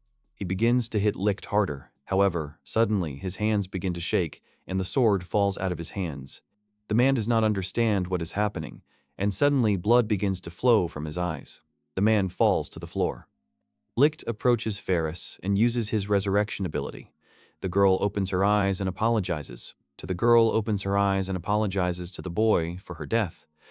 Lichte says that it is his fault that he could not protect her, because, after all, 3 opponents at once are too much for him. At this time, Doba, who was still alive, asked the young man what he had done. He asked if the young man had really used a strong poison for which there was no antidote. Lichte is about to tell him, but he says that if he tells Dobu about it, he will report it to his demon lord. He sighs and says that he can hide it as long as he wants. Lichte realizes that Iris's fairies must have poisoned him. Iris says that the fairies arrived much later than she thought. Lichte says that they need to join Rose quickly. The girl says that she understands. At this moment, a girl bursts into the room of the demon lord Gargi and says that she does not feel the soul of Lord Doba. Garga says he knows this, and replies that things have taken an interesting turn. In the castle of the Eastern Demon Lord, Garga sat on the throne. Doba, the commander of the general's army, was dead. Luluku was also gone. This time, the enemy came prepared. He thinks he's more worried about the fact that the other Demon Lord, Arya, isn't here. He needs to deal with the small insects first. He's realized over the past few hours that he's feeling the excitement of the battle ahead. Garga felt bored, killing every adventurer who dared to conquer his castle. He had thoughts of trying to take over the world, but he found it too much trouble.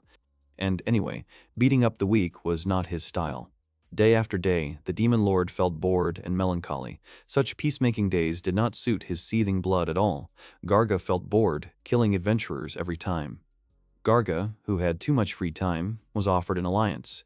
Instead of answering a letter, Garga decided to launch a magical attack. As expected after Garga's attack, his opponents responded in kind, thus causing hostility. Garga realized that he had finally found a suitable enemy for himself in the last 100 years. The girl asks the master if everything will be all right. If the Demon Lord is really being attacked by another Demon Lord, then perhaps it is the same one who died 100 years ago. Garga tells the girl not to worry. The great Demon Lord was buried 100 years ago, but she could not come back to life. He asks the girl to go and hide, because she should not fight. The girl says that she will fight them too, so there is no need for the Demon Lord to say such things. Garga says that if the girl stays with him, what should they do next, because where is the guarantee that they will be useful? The girl says that maybe he is right. Garga asks her to wait. Suddenly, a swarm of bats appears right above them. The girl screams at the gentleman to take care of himself, but the mice begin to fly right at her, and then they completely envelop her body. Garga sat on the throne all this time and watched as the mice devoured the girl's body. He then notices that the girl's body has been taken over. She walks towards his throne and begins to howl. Garga remembers her smiling face and then uses the demonic cut and executes the girl by cutting off her head. Rose comes out to him and asks if he is being cruel to his servant, and then says that, really, it is not for her to teach him. Garga looks at Rose and says that the vampire has come out. The girl says that her name is Rose. She also tells Garga that he will regret underestimating their demon lord. The man says he knows it. In any case, he wanted to fight her, not her protege. He says he'll deal with the girl quickly to relieve his boredom. He then looks at Rose and says that he realized that the girl also doesn't know where her demon lord is now. The girl says that Garga is just a bastard. Her fingers extend and attack the demon lord right next to his neck. He asks if the girl really thinks of turning him into her slave. She asks how he knows. Then she wonders if the demon lord Garga can read minds. She wonders how he can be defeated. The girl continues to attack him. Garga asks if the girl is going to give up. He was right that today will be fun today. He says it was in Rose's best interest to simply wait for her demon lord to arrive. The girl continues to attack him and asks him to be quiet. At one point, the girl trips and falls. Garga says how about giving up already, because he understands that Rose is not fighting at full strength. He says it's not in his interests to bully weaklings. Rose thanks him for his concern. The man steps right on the girl's body. He says that if she does not start fighting seriously, he will kill him. He asks not to upset him with such stupidity. The girl rises to her feet and says she understands. Then her eyes light up white and she transforms into a huge beast. Garga sees this monster and says that he will definitely be able to have fun now. He then thinks that he cannot read her thoughts because the girl acts solely on animal instincts. Rose attacks the man, but he repels her attack and grabs the monster by the neck. He pushes the monster away and tells it to disappear. He looks at his wound and says that the girl scratches just like a wolf. He uses his demonic slash ability and cuts off the monster's paw. Rose attacks the demon lord with her other paw, then sinks her fangs into the man's other arm. She injects him with venom with her fangs. Garga hisses and cuts off his own arm. He then uses his dark attack ability and hits Rose's fangs directly, causing them to break and sending Rose flying a long way. She has a hard time getting up, and Garga says that it looks like the girl is finished. He decides to finish her off and attacks her right in the chest, killing the girl. He looks at the girl's corpse and says that she is a troublesome opponent. Suddenly, Arya calls out to him and asks him if he had fun. Garga asks the girl when she got here. Arya replies that she has been here ever since he was playing with her Rose. She says that Garga was so hot that she even got a little jealous. Garga tells the girl not to worry, because that's just his manners. He doesn't look down on her, but the girl doesn't get involved in their fight. He wonders why. He looks at the wound on his only arm and thinks that he hopes that he will have enough strength to use only his right hand. Then he says he understands. The girl in front of him is the demon lord Arya. He says she has worthy servants, so the man is even jealous. The girl says she hasn't even introduced herself yet. Garga says that he knows that the girl is now preparing a magical attack. He asks the girl not to be shy and says that she can attack him with a calm heart. Arya frowns and asks not to say another word. Garga thinks that with this provocation he will try to weaken her attention a little and catch her off guard.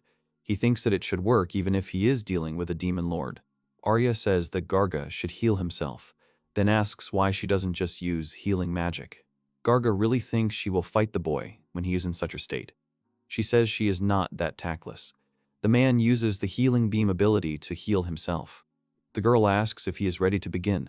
Garga goes to attack and uses his demonic slash ability. Arya smiles a wild smile and her eyes are shining. Arya uses her time-binding ability and everything around her freezes. The girl calmly approaches Garga. He asks what is happening and why time has slowed down. Arya says Garga doesn't need to ask. He should just know that she controls time and space. She decides to demonstrate to him how her ability works and cuts off Garga's finger. The man is surprised because he didn't even notice what happened. He thinks that the girl really did have the intention to cut off his finger because he felt it. In any other situation, he would have been able to dodge, but not now. Demon Lord Garga realizes that he can't even move. The attack is happening much faster than his thoughts. He can't even think of a counterattack because he doesn't even have a chance to dodge right now. He uses 2 spikes to attack, but the girl notices them in front of her face and says that he almost hit, and then slowly deviates to the side, and the spikes fly past. Garga realizes that he tried to launch 2 spikes to pierce her eyes, thereby blinding her for a time. The man asks if the girl really fully anticipated his attack and dodged it. He says that she has quite powerful kinetic vision. Arya replies that it is not like that at all, and that it is just the demon Lord Garga being weird. Arya asks if he really didn't realize that in this space he couldn't move as he wanted. Garga realizes that he is in slow motion. Arya says that the man has finally realized. If he can escape this space, they could have a decent one-on-one fight, but that is an impossible wish. He realizes that he died the moment he showed his back to the girl. Garga says that in that case, he will have to kill her right here. Arya says that's exactly it. The man uses his demonic slash ability. Arya thinks that Lichte and company will be here soon, so she should finish this because she doesn't want her charges to see this. The girl instantly appears behind the man and uses her abilities, destroying the young man's body piece by piece. Suddenly, Lichte and Ferris enter the room. The young man asks if the battle is really over and so quickly. Arya says they're a bit late. It's all over. Lichte says he's glad everything's okay, then sees Rose dead. Lichte looks at the dead girl in horror. Arya asks what the young man is fussing about, because he should resurrect her faster. The boy uses the ability to resurrect the dead. The girl regains consciousness when Arya strokes her face.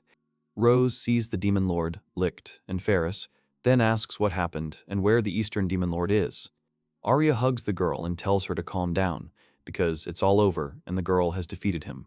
She says that the girl is great. Rose thanks her for the praise. Ferris says that Rose got to him first after all. Lichte says that, by the way, Arya defeated everyone else too. Arya says that Tissy and company handled most of them. They are her best when it comes to taking down enemies. Arya asks Lichte how it went, since it looks like the enemy wasn't weak even with Ferris's support. The young man replies that he didn't reveal her ability until the very end, but it seems he overdid it a bit. Arya notes his excellent foresight, but he would hardly have fooled the Eastern Demon Lord with this trick, because he would have known about this ability. Lichte asks if this is really the case. Arya tells him not to worry, because it happens.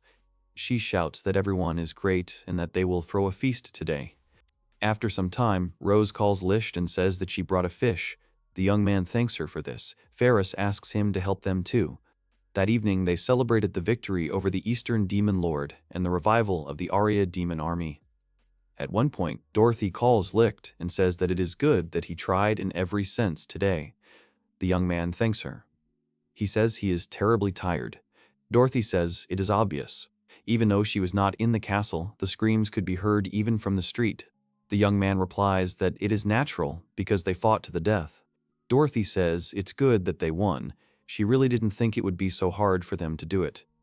The girl then asks Rose how strong this Eastern Demon Lord is. The girl replies that he was able to predict all of her attacks, so she was unable to do much damage to him, but only suffered herself. Lichte says that he is strong. The boy then wonders how strong Arya is. Dorothy says to Lichte that if there was an Eastern Lord, there must have been a Western Lord. The boy says that there are rumors that a hero sealed him away long ago. The girl says that if they suddenly fight against him, then this time she wants to see everything live. She says that if Lichte goes against him, it will all be over very quickly. The young man is against this fight. At this time, Arya, who had already become cheerful, invited Lichte to come over and have a drink. Dorothy looked at the young man with hopeful eyes. The young man said that he would not fight against him, and she should not even dream of it. After that, a drunken Arya pestered him, but that's a completely different story. After some time, in the castle of the King of Men, the men made a report to him. They said that there was still no answer from the Elves. They thought that one should not expect a positive outcome. The king says that apparently only humans can be trusted. He says that he doesn't want to, of course, but they will have to ask for help from the country of Lata. This is also a good chance to improve their relations. The king is confident that they will not ignore this unknown dungeon. The men say that this is what the king would expect. The king says that in any case, they need to contact the king of Lata. The servant suggests sending an ambassador in that case. The king says that Lata is a rather closed country, and they will most likely send the ambassador back. In that case, Lata places great importance on adventurers. He suggests sending his adventurers. The king thinks about it. The servant asks for forgiveness and says that it was a bad idea. The king says that it is an interesting idea. The king continues and says that it would be nice to hear the adventurer's opinion about this country. Perhaps he could become their ambassador and building relations with Lata. The man says that they will have to carefully select the adventurers then. It may take a long time. The second man says that they will start selecting them right now. The next day, Arya asks Lichte if he wants to go to the human world. Lichte didn't hear what the girl just said and asks her about it again. The girl says that there is one interesting place in the human world, so doesn't the young man want to go there? Lichte sadly says that there is an interesting place, okay, but it is that same terrible country. Arya does not understand why the young man behaves like this and then tells Lichte not to worry. She says it doesn't matter because that country has nothing to do with the boy anymore. He understands that Arya is talking about the country of Lata. He tried many times to become an adventurer in that country, but all attempts were in vain. Rumors were circulating that almost all the adventurers from that country were high-class warriors, but they were unable to confirm this information.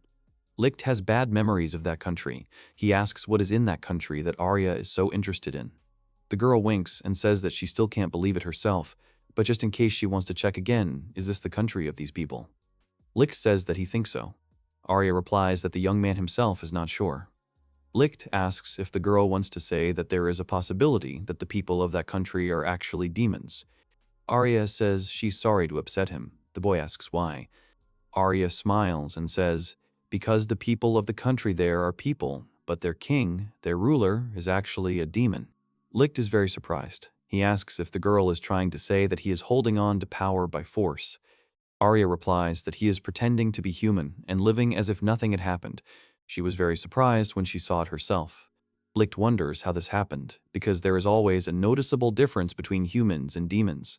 If a demon decided to rule a country of humans, then surely there would be problems on his way. The young man says that it turns out that demons are able to adapt to people. Arya says that's why she's so interested, and the fact that the ruler of the country of Lata is not a simple demon is a fact. She says that they will go there together, so the young man should not worry. She grabs his hand and says that they will fly. The girl asks to hold on to her hand tighter. After some time in the country of Lata, a male servant approaches the lady and says that adventurers are asking for her help. She asks what the girl will order. The beautiful girl said that they will help them as much as they can. She says that they will use the food as much as they want, but she will think about the weapons. The servant girl says that Mrs. Byrne has made a wise decision. She says that the adventurers trust her very much. She is grateful to the Almighty that it is the lady who is their ruler. The girl says that she is glad that Anna is always by her side. The maid says that someone like her does not deserve her praise, so she will follow them all her life. The girl asks the girl not to lie so sweetly, but the maid says that she always thinks about her. The girl says that she was joking, and she knows that the girl would never lie to them. The girl says that, in that case, she will have important work now, so the girl could not leave her alone. Every day, Byrne set aside 1 hour to be alone with herself. The girl told the servants that if something happened, they should call her. The girl took her leave. Suddenly, the girl is stopped by a maid and says that she wanted to ask something, namely why the country of Lada has no connections or relationships with other countries. The girl says that it is because they do not want to break with tradition, because the distinguishing feature of Lata is that it pays special attention to adventurers. She asks the maid because she wouldn't be happy if their number went down either. The maid agrees and says that Mrs. Byrne has thought of everything that way, and then she apologizes for the stupid question. The girl goes to her room. She flops down on the bed and says that she is very tired. She tosses and turns in bed and says that she has too many responsibilities. She thought being a queen would be fun, but it turned out to be so boring. She thought she could live peacefully in the human world. She also wonders why she saved them. Then the girl hears someone. It was Arya who told Lichte that they had arrived. Arya and Lichte burst into the girl's room. She asks them to give their names, or she will call the guards. Arya laughs and says that this is not a demon who asks for a helping hand from people. Byrne realizes that she has been found out. Lichte asks Arya if she is sure that this girl is definitely a demon, since he only sees a human in front of him. Arya says that this girl has been deceiving people like Lichte all this time. Bert doesn't understand what Arya is talking about, and then she asks the girl how she knew who she really was and how they got here in the first place. Arya shows her aura and Byrne is scared out of fear. Suddenly, smoke forms around Byrne, and then she develops ears and a tail. Arya says that the girl has a tail and that she thought Byrne was a fox. Lichte realizes that Byrne is not human. Arya said that she said so. Arya aims at Byrne's tail and says that, by the way, the tail is very impressive. She starts to pet him and Byrne, blushing, asks her not to do that. She tells Arya not to even think that she will get away with it. She says that she is a noble fox. Arya smiles and says that she is actually a demon lord. Byrne freezes and looks at Arya, then says that she is deceiving her for no reason. Arya asks Lichte to close his eyes. Then she snaps her fingers, and Lichte is torn apart, his body simply disappearing into space. Byrne sees this and freezes in horror. Lichte is dead. Arya asks if the girl can see now. She screams and asks the girl not to do this because this guy was her partner. She wonders why he had to be killed, because it was too much. At that moment, Lichte's magic is activated. He comes back to life and asks why he had to be killed. Burn screams in horror. Arya asks Lichte if he was in pain. The young man says that it's not about that at all. Burn asks Arya who they are, and if Arya is really a demon lord. The girl says that's how she introduced herself from the beginning. She then says that the truth is that Lichte is human. Burn thinks that Arya's bloodthirstiness and power suppression, as well as lightning attack, are very unusual, and no matter how much she compares, she will not find an equal. The girl bows to Arya and says that she offers her deepest apologies for her behavior. She asks for forgiveness and calls Arya her mistress. Arya smiles and says that Burn is quite smart because she thought of merging with people. Lichte tells Arya that she is amazing, and she asks what he expected from her since she is a demon lord. Suddenly, the maid turns to Mrs. Burn and says that she heard some strange sounds, and then asks if something happened to the girl. Burn says that everything is fine, so she cannot worry and return to work. Anna says that she understands everything, and if something happens, Burn can always call her. Arya says that she almost forgot why they came here. She looks at Burn and asks why the girl merged with humans. The girl lowers her ears and says that she thought that Vessel could live in the human world, but in reality, everything turned out differently. Arya says that she is amazed that the girl became a queen only because of such foolish motives. The girl expresses her gratitude to Arya, calling her mistress. Arya asks Burn if it is difficult to live in the human world. Burn gives a positive answer. She says she never thought queens would get so tired. Arya says even a fool can understand that rulers have a hard job. However, she was surprised. Arya knew that some demons merge with people, but this is the first time she has seen a queen. Arya then asks if her teammates are hiding somewhere. Burn says she thinks there are those in this country who hide from humans. She says that's just the kind of race they are. Lichte says he didn't notice it at all. Arya says that she wants to have connections with the human world, so would Burn like to be her friend?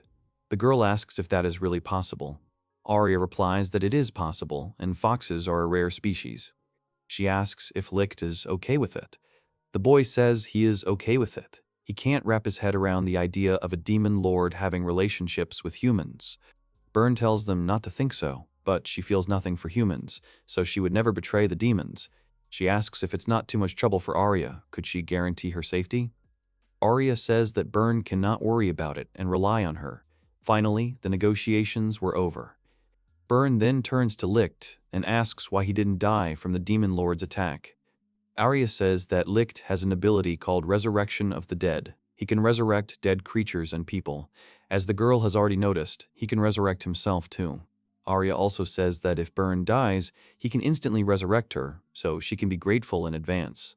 The girl is surprised and says that it turns out to be like immortality. For Burn, the guarantee of life looks much more attractive than any treasure, and after many years of dreaming about an eternal, joyful life. Finally, her dreams have come true. Arya waves her hand and says that next time she will come and taste something delicious. Anna enters the room and asks Burn what happened because she heard some strange sounds. Burn says there is no need to worry about it. The girl says that she is the mistress's servant, and as a person she worries about her. Burn smiles. Anna says that they look pleased, and because of this she now feels happy too. Burn asks Anna to come closer. He asks the girl what she thinks about this country. The girl says that it is a wonderful country. There are many good people and adventurers here, and the most important thing is that this country is ruled by Mrs. Burn. Burn calls Anna a good girl and then strokes her head. She says that Anna's hair is a little bit sticking out and then asks her to hand her a comb. Then Burn combs the girl's hair and asks her what she thinks, not about the country, but about Burn. Anna smiles and says that Mrs. Burn is a wonderful person who takes care of her, so she respects her more than anyone in the world. Burn smiles and asks if she becomes a demon, will the girl follow her? Anna replies that she will definitely follow her. Thus, Lichte and Arya learned that the Queen of Lada country was actually a fox demon. By showing her power as a demon lord, Arya made herself be repaired and built a friendly relationship with Lada country. A couple of days later, a messenger from a neighboring country arrived in the country of Lata. The servant says that they have always driven away messengers before, but this one is asking at all costs to meet with the ruler of the country. Until now, the country of Lada had openly refused to have anything to do with other nations. This was due to the fact that Byrne was afraid of exposing her true appearance. Byrne asked the servant if the messenger had given details. The man answered in the affirmative. The messenger said that it would be about a previously unknown dungeon. Byrne was surprised. The servant continued and said that the dungeons also emit magic of such power that it cannot be ignored. The adventurers are now also talking about it. The girl curses. The servant asks about what the girl just said. The girl covers her mouth with her sleeve and says that she didn't say anything. Byrne thought that this dungeon must be dystopia, that is, the dungeon of the demon lord, and, in that case, the neighboring country is their enemy. The servant asked Byrne what she had decided. He said that of course they could have refused, but perhaps they would help them clear out this dungeon. Byrne understands that if they refused, things would get worse at this rate. She also thinks that in another case, it would be better to kill all the adventurers of the neighboring country, then the demon lord might praise her. The girl says that she will meet with this messenger. Anna asks the lady if it is worth it to just go to meet him, and what will happen if the messenger is dangerous. The girl says that she is worried about the lady. Byrne says that everything is fine. She says that even if the messenger attacks her, she will easily defeat him, and in her head she thinks that human adventurers are just a piece of cake for her. Anna is happy and says that everything is as expected from the mistress. Byrne asks if Anna can save her if she needs help. The girl clenches her fists and says that the lady can count on her. Byrne covers his face with his sleeve and says what will happen if she just sends the adventurers straight into the dungeon and Ms. Arya clears them out herself. The messenger enters the back and joyfully says that he is very grateful to meet Her Highness. He says that he is an envoy from the neighboring country of Lysaga and also an adventurer, S-rank named Gate. The girl greets the young man and introduces herself, stating her name, Byrne. The girl says that her servant has already reported the approximate gist of the conversation to her.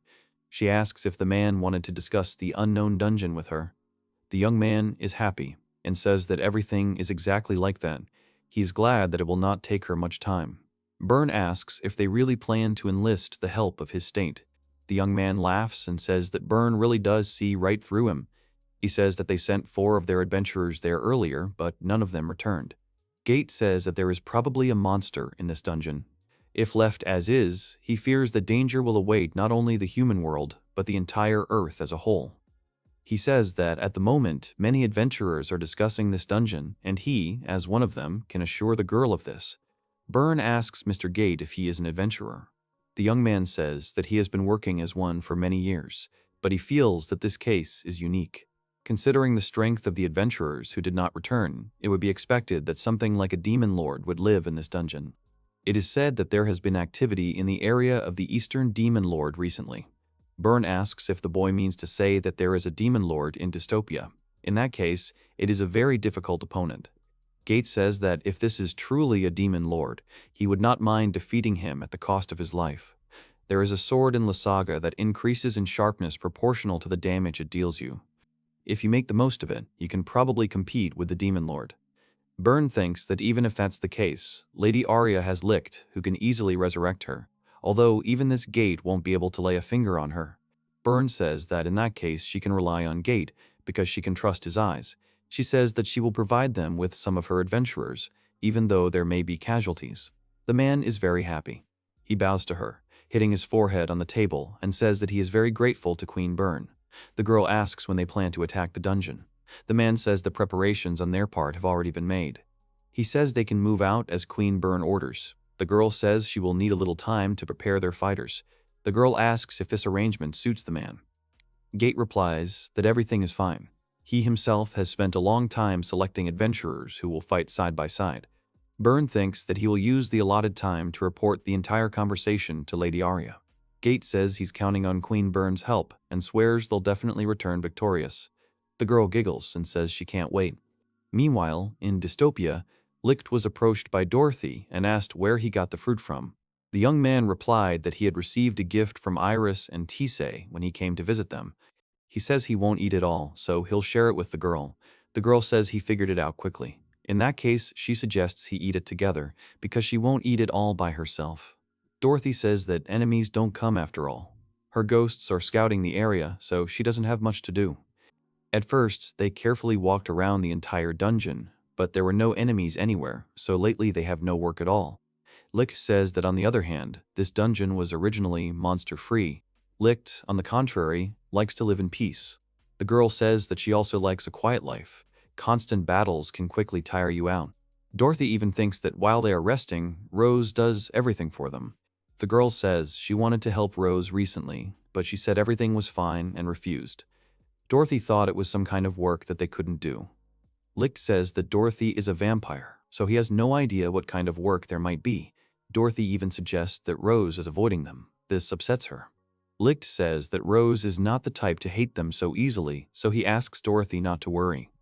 The girl asks if Lichte has really become that friendly with her. The young man answers that he is not sure himself, but perhaps she does not like him. Lichte says he has a good relationship with Fairy. Dorothy calls Fairy strange and says she hasn't really talked to her. By the way, she doesn't really leave her room. The girl asks if she can come in. Lichte says that she thinks she has a lot of free time lately, so Dorothy might drop by and Ferris would be happy about it. The next moment, Arya bursts into the room, kicking down the doors. She rejoices and shouts that people are gathering to cleanse dystopia, so everyone should get ready. Lichte becomes visibly nervous and then asks if the humans are really going to attack them. Arya replies that she feels like they are just going to their deaths. The girl says that according to proper information, they intend to destroy dystopia. Lichte is surprised and asks if humans really don't know fear at all. He then asks the girl where she got this information from. Arya replies that Byrne reported everything to her.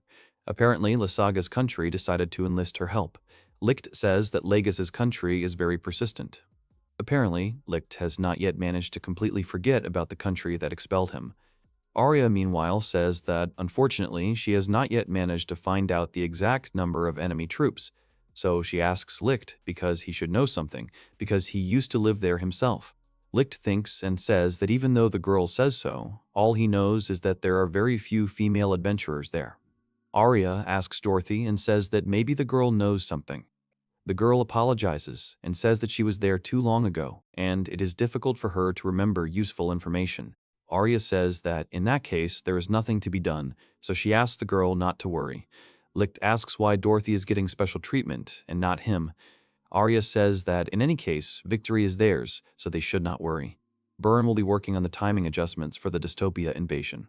Lichte asks if she's really going to do that. He notes that she's so immersed in her role as queen. Arya says that's all, then asks Lichte and Dorothy to be ready. If they were planning on trying something new in battle, now would be the time. The girl goes to bed. Dorothy offers Lichte to test the very bazooka she told him about. The young man says he refuses, and then bids Arya goodnight, but suddenly remembers that it is still daytime. Dorothy says that they are demons, which means that their life rhythm is completely different. Dorothy says that the Demon Lord is probably most active at night. Arya interrupts them and says that for her, day and night simply work in reverse. Dorothy apologizes to Lichte. Lichte tells Arya to try to establish a healthy lifestyle. Dorothy says that everything ended up being pinned on them. Lichte tells her that they need to round up everyone else first. Sometime later, in the Batcave, in the chambers, Rose meets Lichte and says that she made coffee for him. She asks if Dorothy will like black coffee. Dorothy agrees and thanks Dorothy. Lichte thanks the girl too and says that she shouldn't serve them like that. Rose says coffee tastes especially good after a long day at work. Lichte says he constantly wonders if the girl is working too much and refusing help.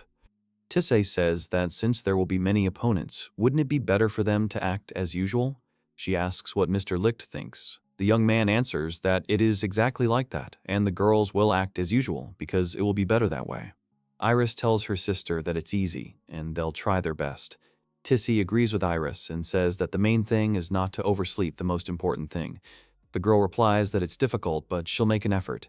Suddenly, Lichte notices Rashja trembling and says that she will receive orders personally from the Demon Lord Arya. The girl rejoices and asks if this is really true. Lichte says that judging by everything, the girl will be on reconnaissance. Rose clenches her fists and says that the Demon Lord has hopes for her, so she needs to live up to his expectations. Iris tells Rose to try hard because they are rooting for her. The girl thanks Iris and says that she will do her best. The girls ask Fairy what the girl will do and ask if she is back on the team with Lichte.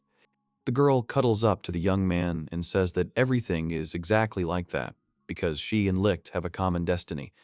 Tisei says that, judging by everything, Fairies has become very attached to Mr. Lichte. The young man asks Tisei not to joke like that, and Dorothy, meanwhile, mutters something under her breath. Tisei turns to Dorothy and asks her to try too. The girl is embarrassed and says that it is exactly like that.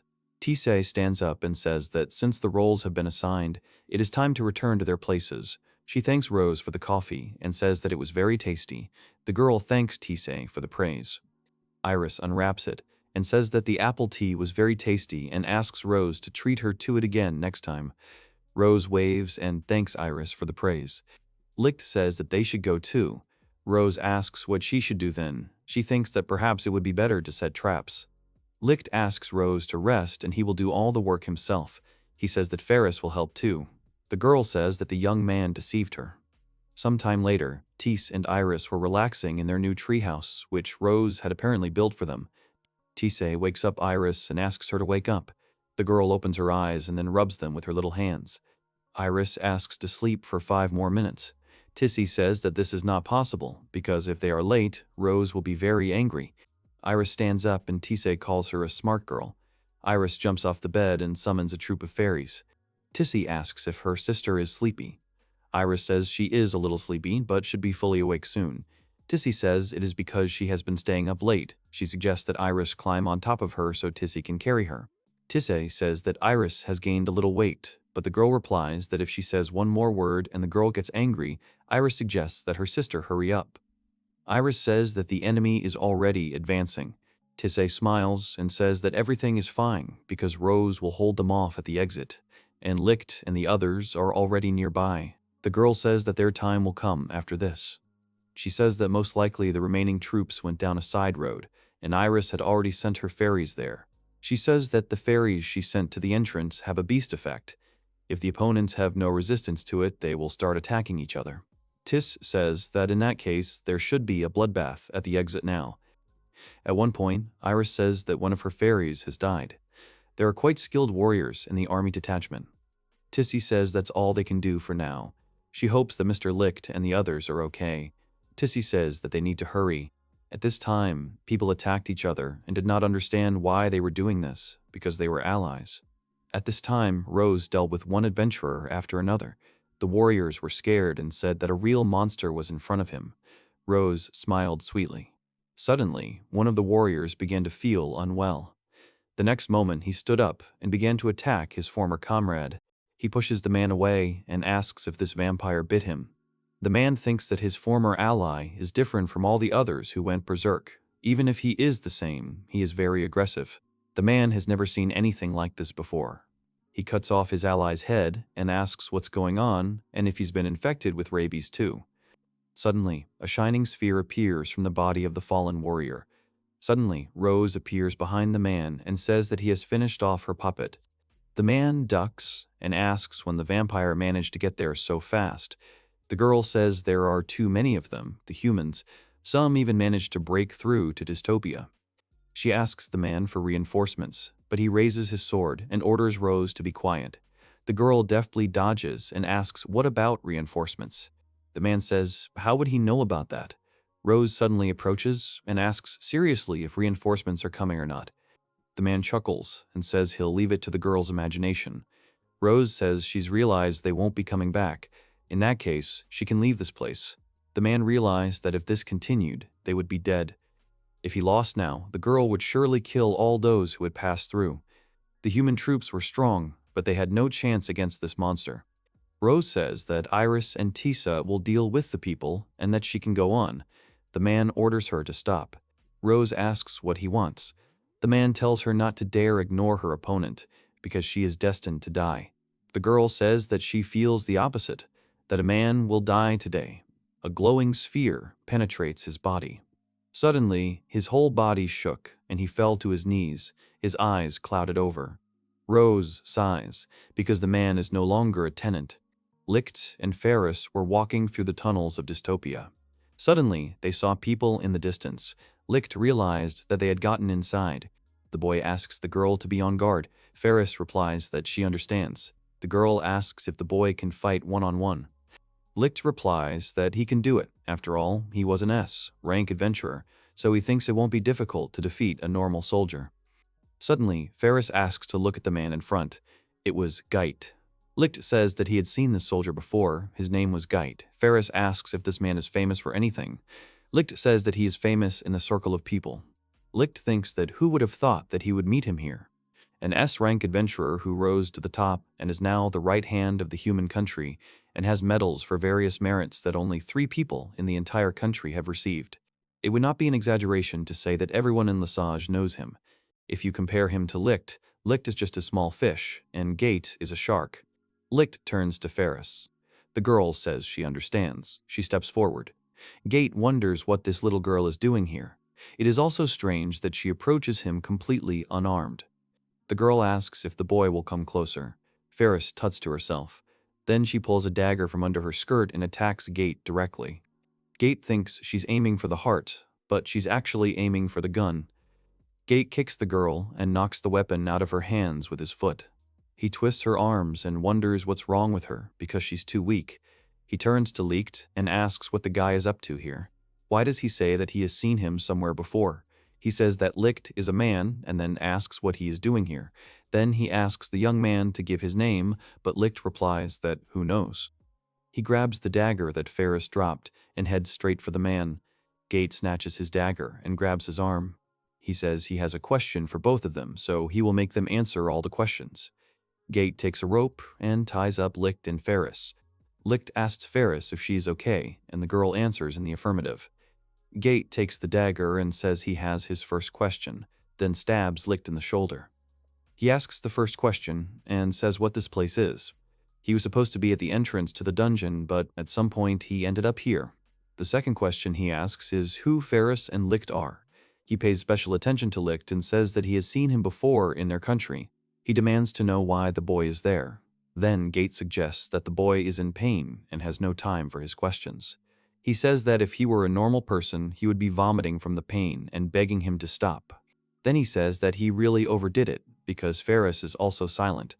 He smiles and says that a normal girl would have burst into tears long ago, if only they would leave her alone. He turns to Ferris and says that she has a question for her, so he is giving her time. He grabs her hair and thinks that she has gone crazy because of fear. He asks Ferris if she can hear him. Ferris turns to look at him with a terrifying gaze. Geit lets go of her hair and then yells at her to answer his question, and he asks Lichte who he is.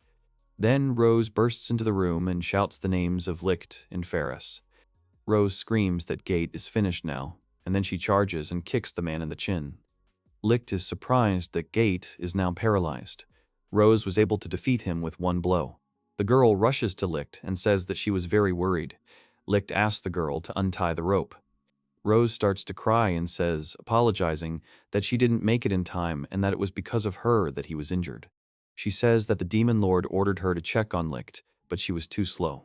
The young man says that everything is fine now, so he asks the girl to calm down and untie them. After some time, Ferris apologizes to Lichte for being completely useless. The young man asks the girl not to take it to heart, because he was the one who couldn't do anything. The girls then notice Lichte's wound. Ferris tells them to go to her room and she will treat the wound. Rose tells Lichte that she will take them there. The girl throws the boy onto her back and tells him not to worry. She's already cleared out all the other enemies. Lichte asks if the girl really doesn't need to stay here any longer. Rose replies that the bats told her that they no longer hear human sounds. Fairies says that's not interesting. At this point, Arya says that, as she thought, Iris and Tissé have already done everything for her. She walks down the corridor, which is filled with corpses. The girl says that there are too many people, and cleaning will be quite difficult. Suddenly, someone grabs her leg. She immediately uses her time-binding ability, and then lifts the man by the hand and says that he is already dead, and she had really hoped. However, since so many died at once, it is unlikely that they will attack again anytime soon. Then the girl leaves and says that she has a great idea, to give everyone a vacation. After the battle ends, and Rose rescues Lichte and Ferris from captivity, Arya, the demon lord, decides to give all 3 of them a vacation. The heroes are sitting in the headquarters in the middle of the sea and discussing the good news about the vacation over lunch. Lichte is genuinely surprised that Arya decided to give it to them. He is very pleased that he can now relax. Rose listens to him attentively. Lichte asks Rose how many days she will have off. to which the girl replies that her vacation will last 4 days. The young man says that he will also rest for 4 days and remarks that the girl should have asked for a longer vacation. Rose blushes a little and asks Lichte to listen to her. Lichte asks in surprise what happened. You can tell from his face that the hero does not know what words to expect from his interlocutor. Suddenly, Rose says she would like to fly home for the holidays. After these words, silence reigns in the dining room. Lichte is very surprised to hear the word home from Rose. The young man asks again if he heard it right when he heard this word, to which the girl says that he understood everything correctly. The hero finds it very difficult to believe that Rose just said the word home. He remembers that he has never heard her say it before. Lichte gently reminds Rose that she has been dead for 100 years and that her home may no longer exist. Rose says that she understands this, but adds that she wants to check if this is true. Rose also adds that for vampires, 100 years is not such a big number, since they live quite a long time. The girl excitedly says that she is sure that her parents are alive. Lichte is a little surprised and does not know how to answer. Lichte continues to speak confidently. He shares with the girl that it would be very good if this were true, since they would certainly be happy after so many years of separation. Rose is even more inspired by this speech. Rose collects her thoughts and suddenly says that she would like to invite the hero to visit, which surprises him greatly, and he immediately does not know what to answer. Lichte's expression reflects genuine surprise and confusion. He asks the girl why she invites him to visit. Rose sheepishly explains that since Lichte resurrected her, she is now in his debt. The girl also adds that she decided to introduce the boy to her mother and father. Rose feels awkward. She waits a bit and, without waiting for an answer, asks to find out if she can't do it. For the first few seconds, Lichte doesn't know what to say either. He answers, a little confused, that, in general, it's possible. The young man modestly and a little scared says that he hopes that there is no anger in Rose's parents, since he imagines them as not the kindest guys. The girl happily says that he should not worry about it. Rose speaks enthusiastically of her confidence in the kindness of her parents. She states without hesitation in her voice that they will give Lichte the warmest welcome. Lichte breathes a sigh of relief. It seems to him that after this information it has become much easier. He thanks the girl. Lichte cautiously asks if he's the only one invited to the party. Rose awkwardly replies that she has also invited Dorothy to the house. The girl says that she plans to fly home the next morning, and she asks Lichte if that's okay, to which he replies that it's fine. He also asks Rose not to stay up too late before going to bed. Rose, embarrassed and a little indignant, replies that she is not Iris to do such things. The next morning, Lichte, Dorothy, and Rose fly to the latter's home, carried by small bats attached to the children's backs. Lichte dejectedly asks Rose if there is no other way to get there. Dorothy responds in surprise that if they were to travel to their destination by land, it would take much longer than flying. Lichte quietly says that he understands, but there is some displeasure in his voice. Dorothy, humming something, remarks that Lichte is simply afraid of heights, and that if he gets used to it, the boy will fly much easier. Lichte notes with displeasure that she has gotten used to flying somehow suspiciously quickly. Dorothy decides to change the subject and suggests talking about something else. Lichte asks what you can even talk about on a flight. The girl, looking at the other, replies that she would like to know more information about Rose's childhood. Lichte adds that he would also be interested in learning more about it. Rose smiles and modestly answers that she cried a lot as a child. She remembers how her mom and dad always spoiled her because of this. She clearly remembers a lot after the question and looks thoughtfully into the distance. Lichte notes that he also remembers the last time Rose cried and that it was very recently. The girl is very embarrassed and says that it was because Lichte was very badly injured. As they fly and talk, Rose notices that, unlike her, Dorothy never seems to cry. In response, the other girl says that she used to cry often because of the mentor who took her as an apprentice when she was a child.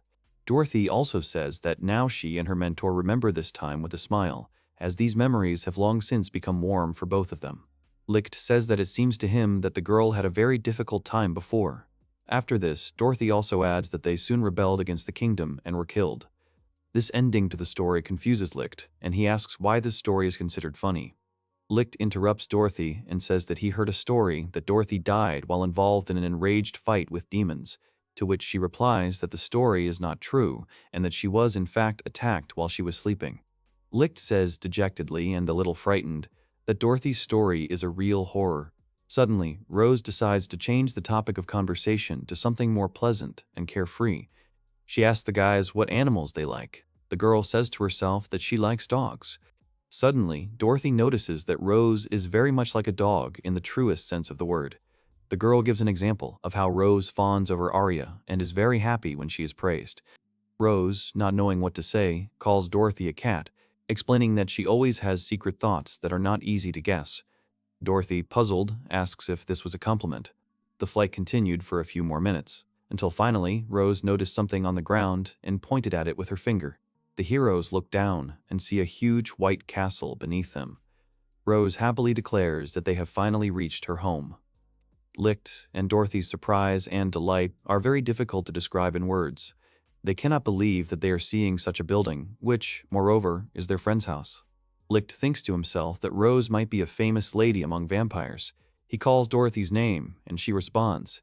Rose looks at the huge castle and is sincerely glad that everything is okay with her home.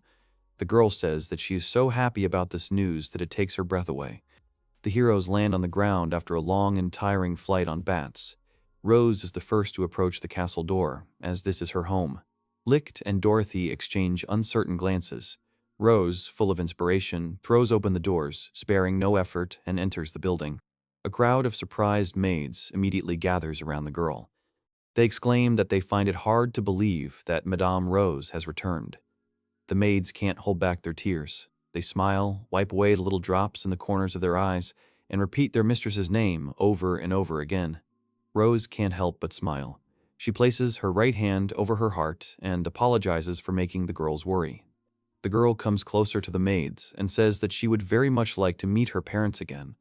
They fuss and answer that they will immediately take her to her father and mother. Dorothy remarks that she and Lichte seem out of place here. The young man tells her that at such moments one must maintain a good mood. They must not behave inappropriately, otherwise they will be considered country people. Lichte is already a country person. Rose turns her head to Lichte and asks if everything is okay, to which the young man says that he did not want to make her worry and asks for forgiveness. One of the maids interrupts the dialogue between Rose and Lichte. She politely invites the girl to go with her to her parents.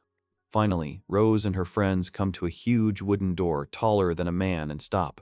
The maid prepares to open it. One of the castle's many doors creaks open in front of Lichte, Rose, and Dorothy. The boys see Rose's parents in front of them, a tall, dark-haired, bearded father with a monocle and a beautiful, short, fair-haired woman, the mother, whom her daughter looks very much like. They exclaim that they are very happy to see Rose again. The happy girl runs up to her parents. They can't believe that they see their beloved daughter alive, which makes them incredibly happy. The father leans over to Rose and happily tells her that in honor of her return, they will throw a grand dinner fan, consisting only of the girl's favorite dishes. She happily replies that she is very glad to hear this. Rose says she was a bit busy and couldn't tell her parents about her resurrection right away. She adds that she was finally able to return home because she had enough time to do so. Suddenly, Rose's father notices the girl's friends behind her back. He asks if Lichte and Dorothy are his daughter's guests. Mom is indescribably delighted when she hears about Rose's friends. Her amazement, mixed with happiness, is very difficult to convey in words. Rose's mother says she finds it hard to believe that her daughter has finally become so independent, and she feels incredibly happy about it. Lichte watches the family reunion closely. He doesn't know how to handle such situations, so he says nothing. Rose says that she owes a lot to these guys. The father happily says that his daughter's guests can feel at home in the castle. He also adds that it is worthwhile to greet the guests properly.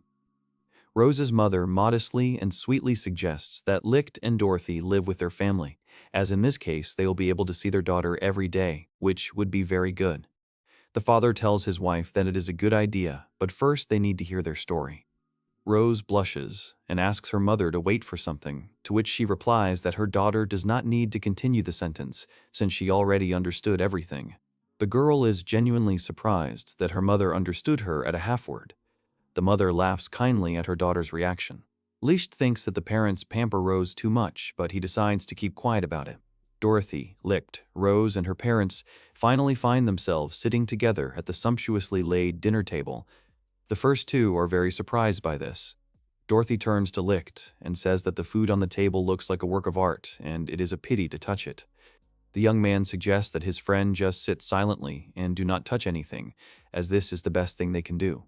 The father hears the girl addressing her friend by name. He asks again if he has the correct name, having first said it. Rose's parents decide to introduce themselves to their friends. It turns out that the father's name is Alias, and his wife, Rose's mother, is called Camilla. Camilla says that she is very happy to meet her daughter's friends, to which they say that the feeling is mutual. Camilla notes that Rose seems to be in Licht's debt. She recalls that her daughter once served the demon lord, so the boy must be her comrade in service. Lichte confirms this. Alias asks how his daughter is coping with her daily life. He adds that he hopes everything is going smoothly. Rose says that she shouldn't ask her friends about it, as such questions are embarrassing. While Dorothy is ready to give out some information, Lichte still doesn't know what to say. Rose looks at the young man with hope. Lichte says with dignity and confidence that Rose copes with absolutely any job perfectly. She always carries out any assignments, and therefore her partners love and respect the girl very much. Camilla, barely holding back tears, says that her daughter is truly perfect, and she is very touched by this. Alias compliments her words, saying that they had no reason to worry and that strict upbringing gave results. Lichte is surprised by the word strict. Camilla asks in bewilderment why her daughter returned home only after 100 years, and says that it was possible to contact the family in any other way because everyone was worried about the girl. Rose collects her thoughts. Finally, she answers that the real reason she was gone was because Rose had been dead for so long. The parents are genuinely surprised by such words and ask what they mean if she is now sitting in front of them alive. Rose replies that something unknown killed her 100 years ago, and her remains lay in the depths of the dungeon for a long time until Lichte resurrected them. Camilla does not find sense in her daughter's words. She cannot believe that her daughter was killed by someone and then resurrected by a young man. Rose's mother also adds that no one can resurrect a vampire, and Rose should know this. Rose proudly says that such a person does exist, and his name is Lichte. She also does not forget to mention that he was able to resurrect the demon lord. Camilla and Alias can't believe it. For many years, they were sure of the exact opposite. Rose's father is in shock. He doesn't want to believe that his daughter was dead for 100 years until she was resurrected by an unknown person. Rose calmly says that he understood everything correctly, but makes it clear that there is nothing to worry about, since she is alive now. Lichte understands how difficult it is for Rose's parents to accept the fact that she died suddenly and had been dead for 100 years. He exchanges a glance with Dorothy, but she remains silent. While there is an awkward silence in the king's room, Alias thinks that he will definitely find and kill the person who did this to his daughter. He also does not know what he should do with the person who resurrected her. Alias remembers feeling a familiar sensation. He felt the same when he met the demon lord. He remembers that the demon lord once wanted to take his daughter, Rose, as her servant. Father Rose goes deep into his thoughts. Suddenly, he realizes that Lichte is also serving the demon lord. Suddenly, a slightly unusual, but quite logical, from Alias's point of view, thought comes to his mind, to marry his daughter and Lichte. Father Rose pulls himself away from such thoughts, considering them too hasty conclusions. He turns to Lichte and says that he does not know how he can thank the young man. Alias decides to think about how he can thank the young man. He understands that it will take a decent amount of time, so he asks Lichte to wait. The young man replies that there is nothing wrong with that. Dinner with the family finally takes place after 100 years. Alias notes that the conversation has become too heavy, so it is better to replace it with food. He encourages the guests not to be shy and to start eating. The guests and Rose's parents are still sitting at the set table. Alias turns to Lichte and asks his forgiveness for the fact that the young man had to go so far. The hero replies that there is no need to apologize for this, because he himself does not see anything terrible in this situation. Father Rose, holding a glass in his hand, calmly says that he never ceases to be amazed when listening to the young man's story. Alias says that he finds it very difficult to believe that Lichte was able to resurrect not only the demon lord, but others as well. Lichte, hearing about the demon lord, decides to ask how Rose met Arya in the first place. Alias replies that it seemed to him that vampires and demons almost never got along with each other and were always enemies. Father Rose says he will never forget the day he met the demon lord. He also says that their entire family is indebted to Arya. The man recalls how the Rose family was then surrounded by more than 100 vampire hunters. Alias and Camilla fought as best they could, but were unable to do so for long. Rose's parents begged the hunters to at least spare their daughter, but they did not want to listen to the vampires. Hearing this, the hunters began to specifically target and attack Rose. Lichte realizes that this is probably when the Demon Lord came to his aid, and Alias confirms his assumption. The man recalls that as the hunters continued to attack Rose, the Demon Lord suddenly appeared behind them. At first, Rose's parents thought that she was joining their enemies, but suddenly Arya began to attack the hunters. Lichte, hearing this story, says that he understands Arya. He seems very sincere when he says this. Alias continues to speak. He remembers what the Demon Lord looked like. Father Rose says that suddenly Arya did something unusual. The man says he remembers how suddenly, in one moment, all the hunters were lying dead on the ground. The whole area was littered with bodies. Alias says that the entire family was very surprised that the Demon Lord saved her opponents, the vampires. He adds that he did not know what Arya's intentions were. The man says that after this incident, the Demon Lord became a real hero for Little Rose. The puzzle begins to fit together in Lichte's mind, and he understands why Rose is so devoted to and respectful of Arya at this moment. The boy decides to ask what happened after the Demon Lord fought off the hunters and saved Rose's family. Alias replies that they thanked Arya, of course. To this, as Alias remembers, the Demon Lord responded by asking for one favor in return for her help. She wanted Rose to become her comrade. Lichte says that such an action really suits Arya. Alias continues, saying that he and Camilla were worried since it was their only daughter that was being discussed. But Rose bowed to Arya and agreed to be her comrade. Lichte thinks with peace that the Demon Lord was able to discern talent in Little Rose. The man says that the family has always respected Rose's choice, so no one objected to her decision. He also adds that he still considers the family's decision to be correct. The young man confirms this with a smile on his face. Alias decides to ask how Lichte is connected to the Demon Lord, and mentions that he remembers that humans have always been at odds with demons. Lichte's face immediately darkens after the question. He is silent for a short time and soon answers that his act is revenge on people. The man is genuinely surprised by this answer. Lichte says that he hasn't even told Arya about the motive for his actions. The young man explains that he cannot forgive humans after they so mercilessly drove Lichte out of his world. Lichte says confidently that he will not back down from his people under any circumstances. His face radiates pure confidence. Alias realizes that Lichte's reason for helping the Demon Lord was indeed compelling. The man decides to ask the boy if he can help him, but he doesn't have time to do so because Rose interrupts him. She approaches Lichte from behind and asks with great interest what is so important that her father is talking to the young man about. Alias replies that he and Lichte are talking about old times and asks the young man to confirm this, to which he agrees. Rose says she understands and apologizes for interrupting the conversation. Rose says goodnight to her father and Lichte and, tired after the long flight, slowly goes to her room to go to bed. Alias turns to Lichte and says that he feels like they've gotten too carried away with the conversation and it's time to end it. Lichte thanks Father Rose for everything. Lichte heads to the room to rest, but suddenly Dorothy calls out to him and asks the young man to wait. Lichte asks the girl for forgiveness for walking too fast, to which she asks him to walk more slowly. The two of them take a walk through the old vampire castle, where their mutual friend has lived since childhood. The heroes say that even the most ordinary corridor sparkles, as it is polished to a shine in this castle, and they do not know whether it is possible to walk on the carpet in street shoes. One of them notices that the castle is full of things that should not be touched, although Rose was allowed. One of the boys suggests visiting the very place that Rose mentioned, if they can find it. In response to the proposal, another agrees, saying that the library in this castle must be huge. Lichte remarks that there must be a great variety of books in it, and therefore there should be something for everyone's taste. Dorothy hopes that this will indeed be the case. The girl asks her friend where they should go, to which he replies that he himself does not know, so he suggests asking the inhabitants of the castle for directions.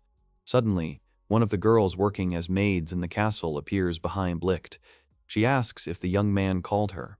Lichte asks the girl if she is one of the maids in the castle, to which she replies that she is. She introduces herself, and it turns out that her name is Kano. Kano tells the heroes that Rose asked to show them the right way, and the maid hopes that she will be useful in this request. Lichte and Dorothy thank the girl. Lichte turns to Kano, says that he and Dorothy would like to go to the library, and asks how far the room is. Kano replies that it is not far at all and offers to take the boys there. The maid leads her comrades through the tangled corridors of the castle, telling them where to go at each turn. Finally, all three of them reach the library and go inside. The room turns out to be huge, with many different books inside. Dorothy speaks with amazement and admiration about the fact that the library is full of books that are over 200 years old, which cannot help but surprise.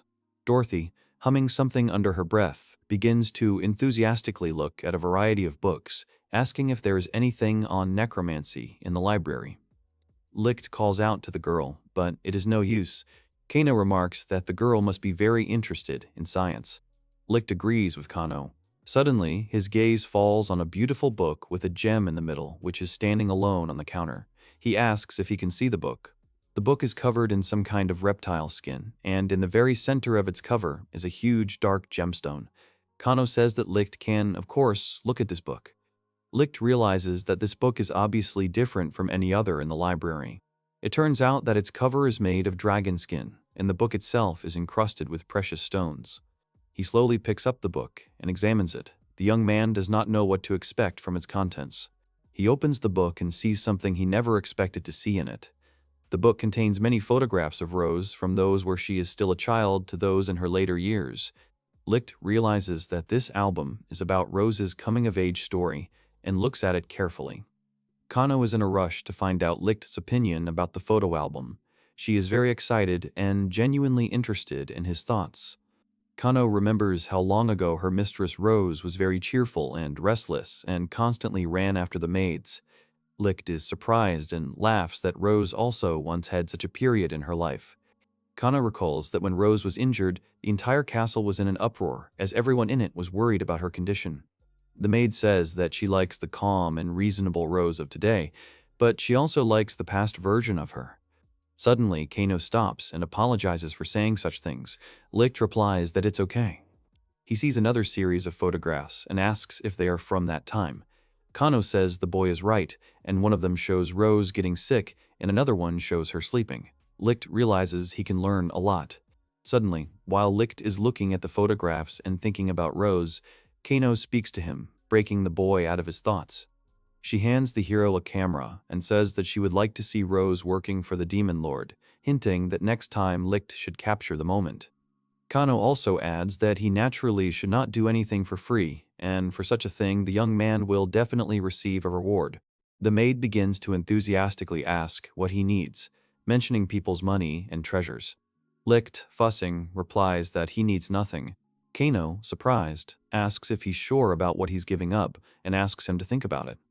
Lichte asks if he just wants to capture Rose at work.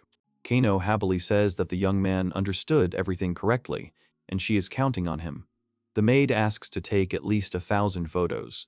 She also adds that Rose's parents will also be very happy about this. Lichte is surprised by the word 1,000. Lichte says that 1,000 photographs are too many, to which Kano says he will give 1 kilogram of gold for one. The young man offers to give all the gold to Rose, as she knows exactly what to do with it. Suddenly, Dorothy bursts into the conversation, happily declaring that she has found a very interesting book. Dorothy says that thanks to the book, she learned a lot of new valuable information, and also casually adds that she would pay absolutely any amount for such a book. Lichte looks at the book and realizes that it is written in symbols he has never seen before. He says that he does not understand anything. The young man asks Dorothy if she understands anything that is written in the book. The girl replies that, of course, she understands the content of the book, but it requires certain knowledge. Dorothy happily says that in order to read such a book, it is enough to have the knowledge gained from the school curriculum. Dorothy quickly reads books one after another. She puts the one she has finished next to her, happily declaring that they will be put away later anyway. Lichte is surprised by the girl's reading speed. Suddenly, Dorothy calls out to Lichte, who apparently does not expect this and turns to face her friend with a surprised face. The girl says she wants to try something and asks the boy to stand still and not move. She reaches out her hand to him. Suddenly, a multitude of translucent hands appear from the floor, reaching out towards Lichte, who clearly isn't expecting this. The arms completely embrace his legs, and the young man exclaims in surprise, first feeling and then seeing this picture. He looks down at his legs, which are shaking non-stop, and tries in vain to break free, but his attempt is not crowned with success. Dorothy, watching this scene, takes pity on Lichte and takes her hands back, throwing a simple word, cancel, in his direction. Lichte rubs his legs with many sighs, letting Dorothy know that the boy did not like this experience very much. He asks if this was really written about in the book. The girl says that the book was written about almost exactly what she did, but there is a small difference. In the book, a corpse may be needed for this.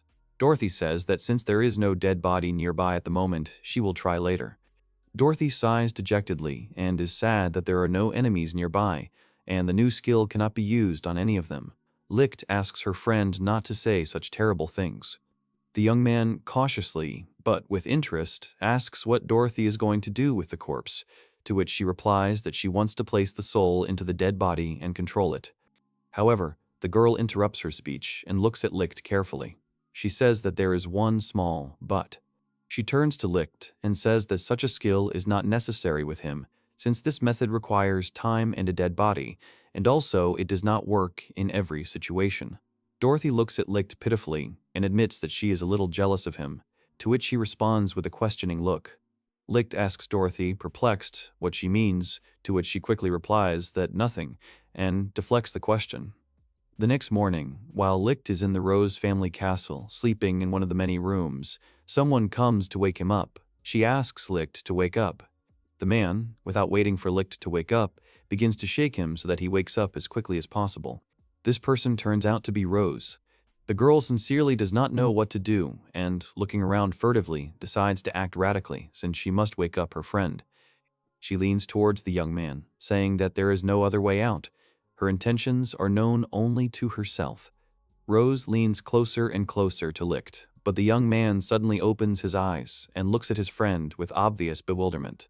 Surprised, even shocked, Lichte looks scared as Rose bites his hand. He asks what the girl is doing. The boy instantly rises up in bed and asks if Rose turned him into one of the vampires while he was sleeping, to which the girl replies that she is glad that Lichte finally woke up. The girl, hearing such assumptions from her friend, indignantly hurries to say that she did not turn him into anyone. She adds that she only drank a little blood in order to stir up the young man. Rose explains to the still frightened Lichte that he will not become a vampire until his saliva enters his system, so the young man has nothing to fear. Hearing this, he almost completely calms down. Lichte wastes no time and goes back to sleep. An indignant Rose screams that if he does this now, her attempts to wake her friend will be in vain. The girl does not give up hope of waking her friend from bed and continues futile attempts to wake him up. She says that if he does not wake up now, he will miss breakfast and will be hungry all day. Lichte wakes up and goes to breakfast. When he gets down, he sees Dorothy sitting at the table, wishing the young man a good morning, and he responds in kind. Suddenly, Rose notices that neither her father nor her mother are at the dinner table with them. She hurries to ask where her parents are, to which Dorothy replies that she saw them hurriedly leave somewhere.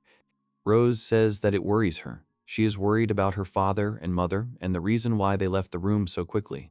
Lichte says that Rose shouldn't worry too much and take things too seriously. He adds that maybe they just want to throw a surprise party to celebrate their daughter's return. Rose hopes that's the case. Dorothy reproaches Lichte for being too optimistic and says that it could have been enemies who suddenly showed up, so there is no need to be so enthusiastic about the departure of Rose's parents. Lichte remarks that if they had been attacked, the castle would hardly have been so quiet. Rose happily agrees with him and says that it sounds quite logical. Dorothy wants to say something, but their conversation is interrupted by a maid running into the dining room. The maid runs into the dining room, throwing open the doors, indicating that uninvited guests have arrived in the castle, which, naturally, is very bad.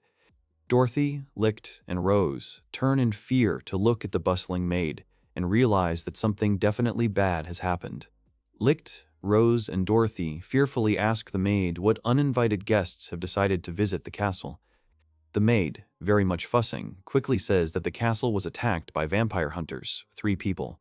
Rose clarifies the number of hunters, receiving the same answer as before, there are 3 of them. The maid continues to say tensely that other maids have gone against the hunters.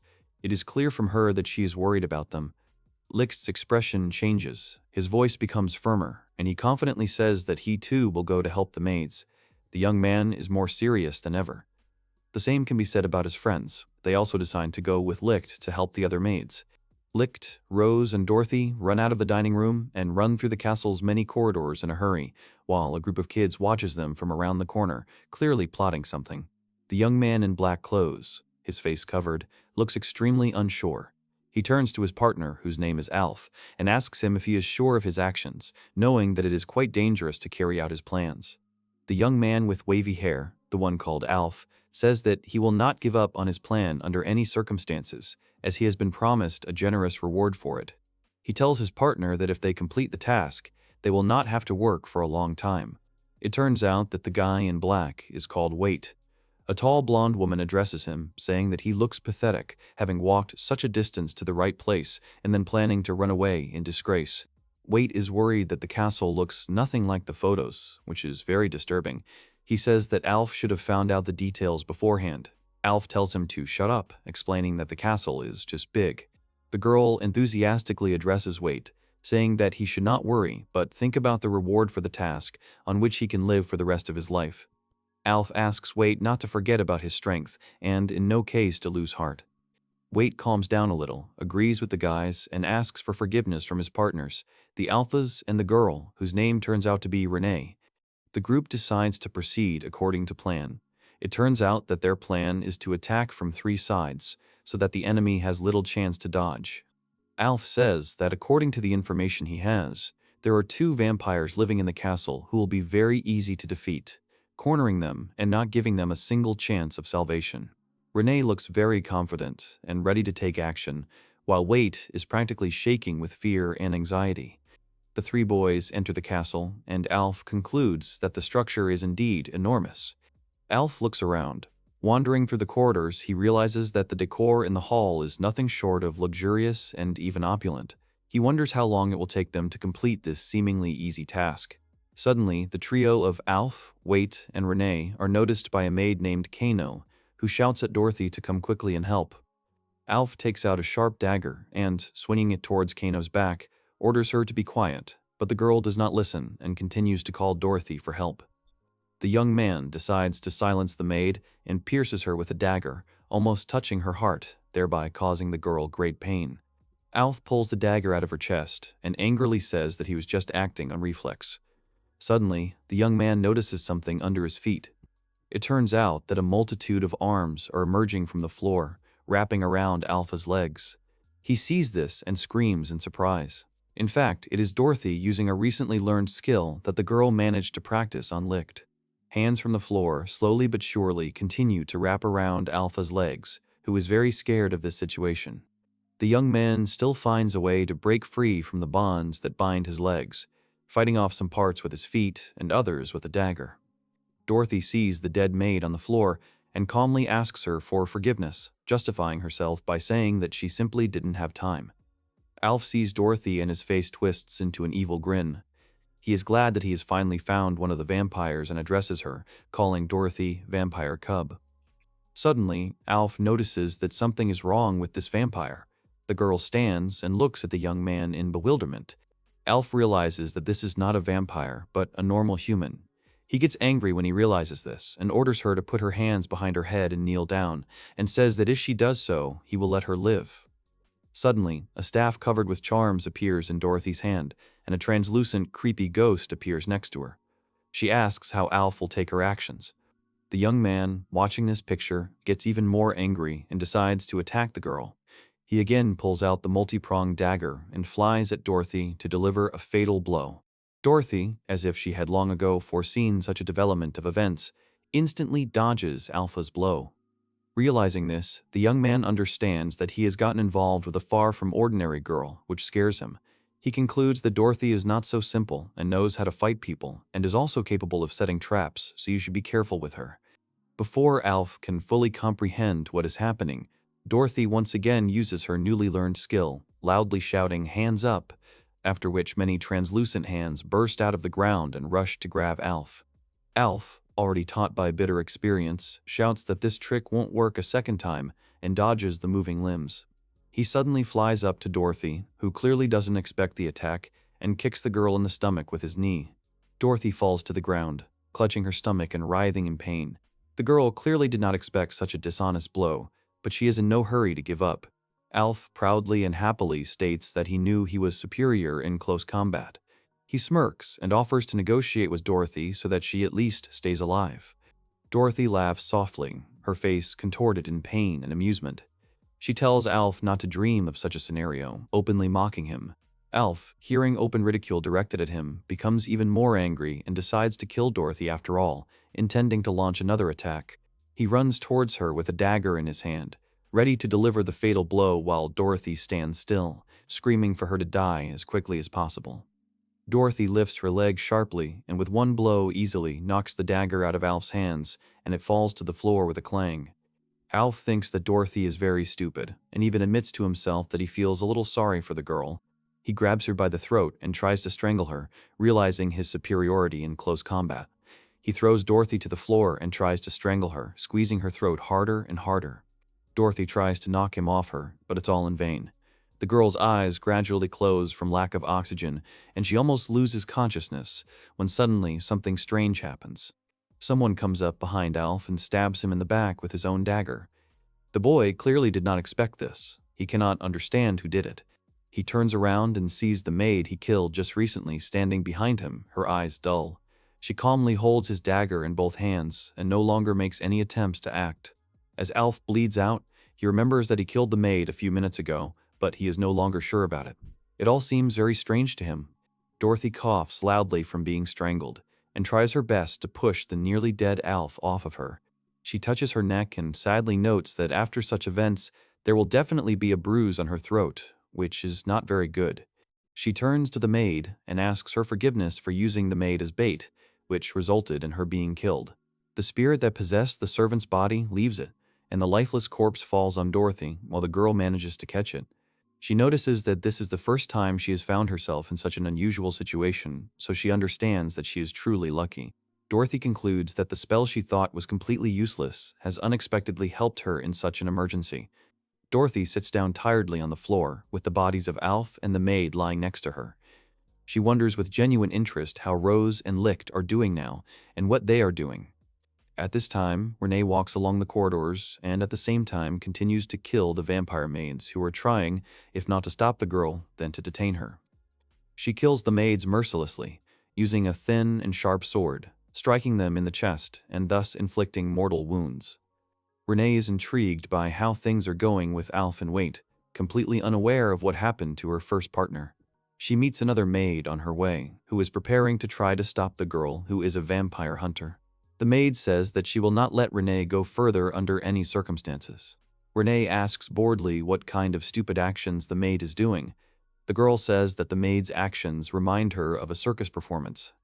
The huntress says that if the maid does not immediately tell where her masters are, she will go to her 3 other dead comrades. The maid cannot and does not want to believe that Renee killed 3 maids. Suddenly, the maid sees the bodies of 3 other workers behind Renee and screams in horror. She is both scared and hurt to see her comrades killed. Renee says menacingly that if the maid does not immediately reveal the location of her masters, she too will end up dead. She adds that there are many people in the castle who could die instead of the brave maid. Renee, continuing to hear the maid's refusal to hand over her masters, offers to torture her and thereby extract the information the hunter needs. Renee says that she will abuse the maid in every possible way, using the most sophisticated methods, such as, for example, tearing off fingers, which naturally greatly frightens the practically defenseless maid. Renee, seeing the undisguised and clearly readable fear on the maid's face, mocks her and raises his sword high above his head to strike. The huntress says that she would be happy to mock the maid, but she doesn't have time for that, so she'll have to deal with her quickly. The maid doesn't know what to do. She wants to attack Renee, but Renee manages to do it before the maid does, and, shouting the word "for," she fatally wounds her with her sword. The girl pulls the sword out of the maid's chest, whose lifeless body falls to the ground. This scene is witnessed by Lichte. He turns to Renee with anger and disappointment in his voice and says that people and magical creatures are equally cruel, which cannot help but upset her. Renee looks at Lichte and calls him a clown, looking at him with disdain. The young man does not respond to her. Renee notices that Lichte is not a vampire. She is surprised by this, but does not change her opinion about being in a circus and not a castle. Renee turns to Lichte and asks what he is doing in a place like this castle if he is not a vampire. Lichte asks menacingly why she came to the castle and what she forgot there. The young man is clearly not in a friendly mood towards the huntress. Renee repeats his question, making it rhetorical. She smirks and says that she only came to the castle to earn as much money as possible. Renee says this, standing next to the bodies of the maids she killed. Lichte says, disappointed and dejected, that he understands everything. His look expresses both sadness and pain at the same time. Renee looks at him, raising an eyebrow, and asks if he has anything to say to her. She has no idea what is going on in the boy's head. Suddenly, a magic circle appears next to Renee, and the maids she killed come back to life, which naturally surprises and at the same time frightens the huntress. She turns around in fear and cannot believe her eyes. Lichte turns to the maids and asks them to leave the battlefield as quickly as possible to keep themselves safe while he fights Renee. The young man orders the maids to find Dorothy or Rose and report to them what happened, and to call for help if necessary. The maids say that they will do everything and can be counted on. They wish Lichte luck in the fight and hurry to leave the corridor as quickly as possible. Renee, watching this scene, laughs at Lichte's confidence and courage that came out of nowhere. She asks the young man if he is really as brave as he seems, or if he just doesn't want the maids to see him die. Lichte doesn't answer. Renee asks Lichte to answer one simple question. She asks him what he is doing in this vampire castle as a normal human. She pauses for a second, then continues her question. She asks what Lichte expects from siding with the vampires, and laughs at him. Lichte asks in response, puzzled, what is wrong with being in an alliance with vampires? It is clear that he sincerely does not understand what is wrong with such a relationship with another race. Renee tells Lichte that the answer to his question is obvious. The fact is that by taking the side of demons or vampires, any person automatically commits treason. Therefore, the young man himself is one. Lichte is genuinely surprised by such words, but decides not to waste time on useless arguments and, one might say, agrees with Renee. Renee says that Lichte must have gone completely mad, and she promises to destroy the traitor. Lichte makes no attempt to attack Renee, while the girl runs towards him, holding her sword ready to wound the young man. She strikes Lichte with her sword, which the boy deflects. Renee tells the boy to burn in hell. Lichte stands with a sword, clutching it with both hands.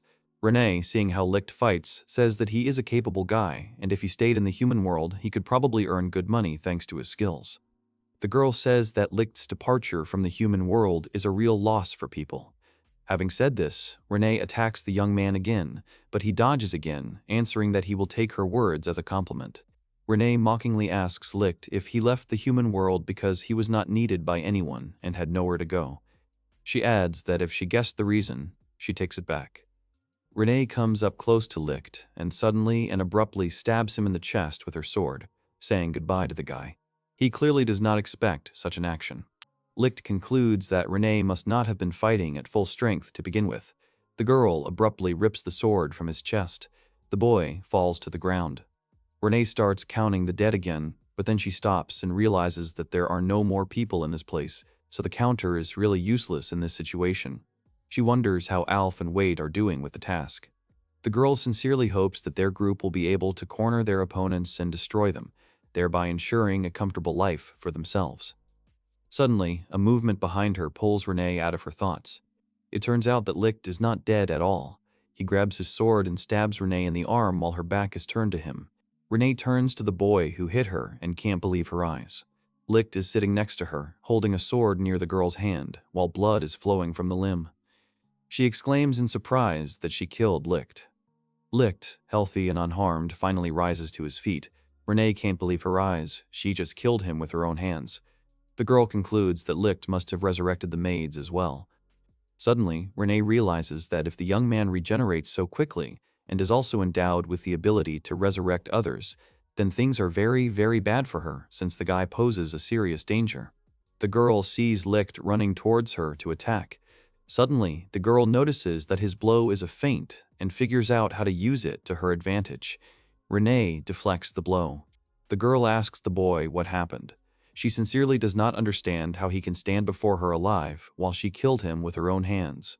Lichte decides not to answer this question honestly and speaks in riddles. Renee asks if Lichte sold his soul to the devil or did something worse. The boy doesn't answer the question, but his face immediately darkens after Renee calls Lichte a monster. The girl confidently says that she will kill the guy as many times as necessary. The guy is very confused. Renee once again tells Lichte to burn in hell and sets about fulfilling her promises to kill him. At first, the girl stabs Lichte with a sword again, but he resurrects again and again. No matter how Renee tried to destroy the young man, she failed. The girl tried to behead and cut the guy, but it was all in vain. He resurrected. Renee can't believe that Lichte is not only immortal, but not killable. This not only shocks the girl, but truly scares her. Lichte rises to his feet once again. Renee says that even vampires and zombies die instantly if their hearts are damaged, but the young man can no longer listen to these words. Renee grabs her sword once again and strikes Lichte with her weapon many times. The girl furiously wishes the boy death, but it is useless. Renee calls Lichte a mad monster as he inflicts numerous wounds on him that seem completely incompatible with life. Having killed Lichte once again, Renee decides to find her comrades, Alpha and Wait, as soon as possible. She turns around and hurries out of the corridor, but the magic circle appears behind the girl again. Lichte comes back to life once again, completely safe and sound, and asks Renee if the girl has brought her friends to the castle. Renee turns around and is horrified to see a living Lichte standing behind her. She decides to find Wait and Alpha as soon as possible and leave the immortal guy behind. The girl turns sharply in the opposite direction from Lichte and runs away as quickly as possible. At the same time, a restless Wait continues to creep through the numerous corridors of the vampire castle. He wonders if Alpha and Renee will be able to cope with the task, but then adds that he is not sure about it. Trembling with excitement and fear, Wait is once again convinced that neither he, nor Alf, nor Renee should have agreed to such a strange and dangerous mission. The young man is genuinely surprised that he has not yet encountered a single enemy on his way, which is very strange. It seems to him that someone is luring him into a trap. Afterwards, Wait decides that the vampires are not smart enough for such a plan, and there is nothing unusual in the castle at all. Wait looks very dejected and disappointed, as he realizes that he will probably have to act alone without a team. He genuinely does not understand how this happened, and is truly upset by such thoughts. Suddenly, Wait notices a small black bat flying towards him. He doesn't immediately understand what is happening, but then he suddenly reaches for the dagger attached to his belt. Wait grabs the dagger and throws it at the bat with all his might, screaming at it to get away as quickly as possible. The dagger pierces the mouse, but it does not fall to its death, but continues to hover in the air.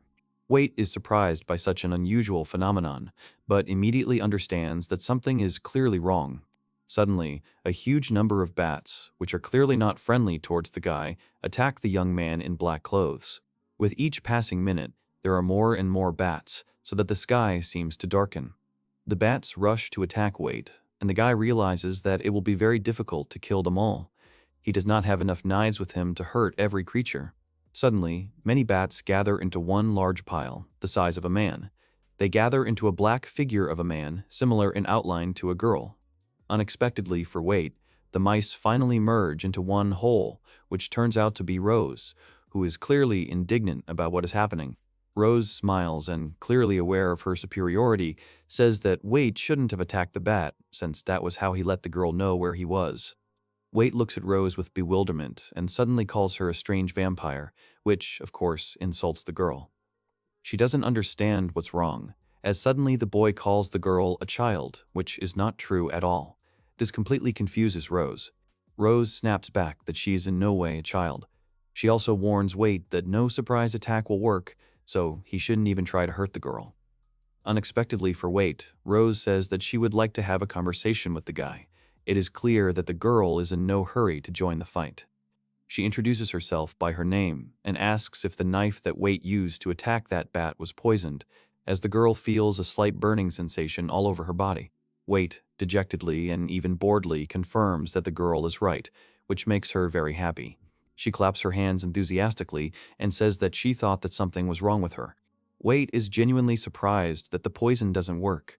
He is genuinely confused by Rose's good health and optimism in this situation. Wait continues to think about the poison. He realizes that even if there was only a small amount on the knife, Rose should still feel at least a little sick. Rose, as if reading Wait's thoughts, asks if he thinks the guy thinks his poison is very weak. Wait gets irritated when he hears such a comment and says that such things do not concern Rose. The girl, hearing such a reproach, hurries to apologize. At one point, her entire face changes expression. Rose smiles and says she wants to get to the main topic of conversation. She asks if the hunters will stop showing up near her house if she kills the 3 that came this time. Wei tenses up at the words. He decides to say something back. The guy says that the castle could be considered a dangerous place, but thanks to him and his team ravaging the place, it will no longer be so. Rose says that she understands everything and turns away boredly, looking at the walls and the patterns on them. Wait looks at Rose and knows he can't afford to miss this perfect opportunity to strike. He notices that the girl is completely different from other vampires, as she looks like an adult, but in reality she behaves like a little child. Wait's plan is simple. He hopes to disturb Rose's peace, and then suddenly pierce her heart with a poisoned dagger. He also understands that the dagger does not have to be poisoned at all. One blow to the heart is enough. Rose looks away from Wait and says that she wants to end the conversation here, since she has other things to do besides him. The girl casually replies that it's high time she visited Dorothy and Lichte. After these words, Wait decides how to throw the girl off balance. Suddenly, the guy turns to Rose and says that she will not be able to meet with either Dorothy or Lichte, hoping to hurt the girl with these words. Wait says that Rose will never be able to see his friends again, as they were captured by his partners long ago. Hearing this, Rose immediately loses her temper and asks the guy to repeat what he just said. She shouts that the guy doesn't know either Lichte or Dorothy, so in his situation, it's better for him to stand silently. Wait continues his lie. He says that he heard that Rose's friends were very easy to catch, and asks the girl if she is interested in knowing what his partners did to her comrades. Rose gets even angrier and yells at the guy that he is talking complete nonsense. Rose blushes with anger and can't help herself. Suddenly, the girl flies up to Wait and sinks her fangs into his hand, which he clearly does not expect. Rose clenches her teeth on Wait's hand harder and bites through the skin. The masked guy winces in pain and cries out, but still tries to control himself. Wait decides that it is not yet time to attack Rose. It is too early. He decides to wait until the girl runs to help her friends, and realizes that it is at this moment that he will plunge the dagger into her heart and kill her. Wait is absolutely confident that when he attacks Rose from behind, he will not miss under any circumstances. The guy continues his cleverly devised lie and says that his partners reported to him that Rose's friends were caught. He also adds that if Rose does not believe his words, he can leave and personally check whether he is lying to her or not. Rose is very angry and does not know what to do. Suddenly, Rose lets go of Wait, turns around and runs to help her friends, Lichte and Dorothy. Wait, seeing this, prepares his dagger. Suddenly, Rose rises high into the air and turns to face Wait, who was about to sneak up on her. She sternly orders him to end his life, and to his surprise, he cannot resist her words. With trembling hands, the boy turns his poisoned dagger blade towards himself and makes a big swing. He sharply lowers the blade into his heart, causing him to fall to the ground and die. At this time, Dorothy hurries to find Lichte and, if necessary, to help him. She quickly finds the unharmed young man and is very happy about this. An agitated Rose runs up to Lichte and asks if he is okay, while examining the boy for injuries. The girl also asks if something bad happened to her friend. Lichte quietly replies that something did happen. Lichte replies that he is absolutely fine, although his face suggests the opposite. He is clearly trying to hide something from his girlfriend. Rose excitedly says that she heard that Lichte was caught. She is sincerely glad that the young man was not hurt, and the girl shares her thoughts with the young man. Lichte, confused and perplexed, says that his opponent ran away. He also says that a girl fought against him, but because she runs too fast, Lichte was unable to catch up with her no matter how hard he tried. Rose enthusiastically suggests to Lichte that they search for the huntress together, so that the search would be more effective. The girl suggests, first of all, to find and visit their mutual friend Dorothy. Lichte agrees, saying that it is a very good idea. Lichte asks Rose if she knows where Dorothy is at the moment, but the girl realizes that she does not know. Instead of coming up with different guesses, Rose decides to immediately go in search of her friend. She picks up Lichte, spreads her bat wings, and flies up. She tells her friend to hold on as tight as he can, as they are going on a quest. The girl shares her worries with her friend. She says that she will not tolerate anything bad happening to Dorothy. Her face contorts in anger. Rose says that if the people who attacked the castle did something to Dorothy, she will definitely kill them all with her own hands. Lichte says that the girl has enough fighting spirit. As they fly to find their friend, Rose says that she can't believe that Dorothy lost the battle. The girl says that there is no way she could lose the battle.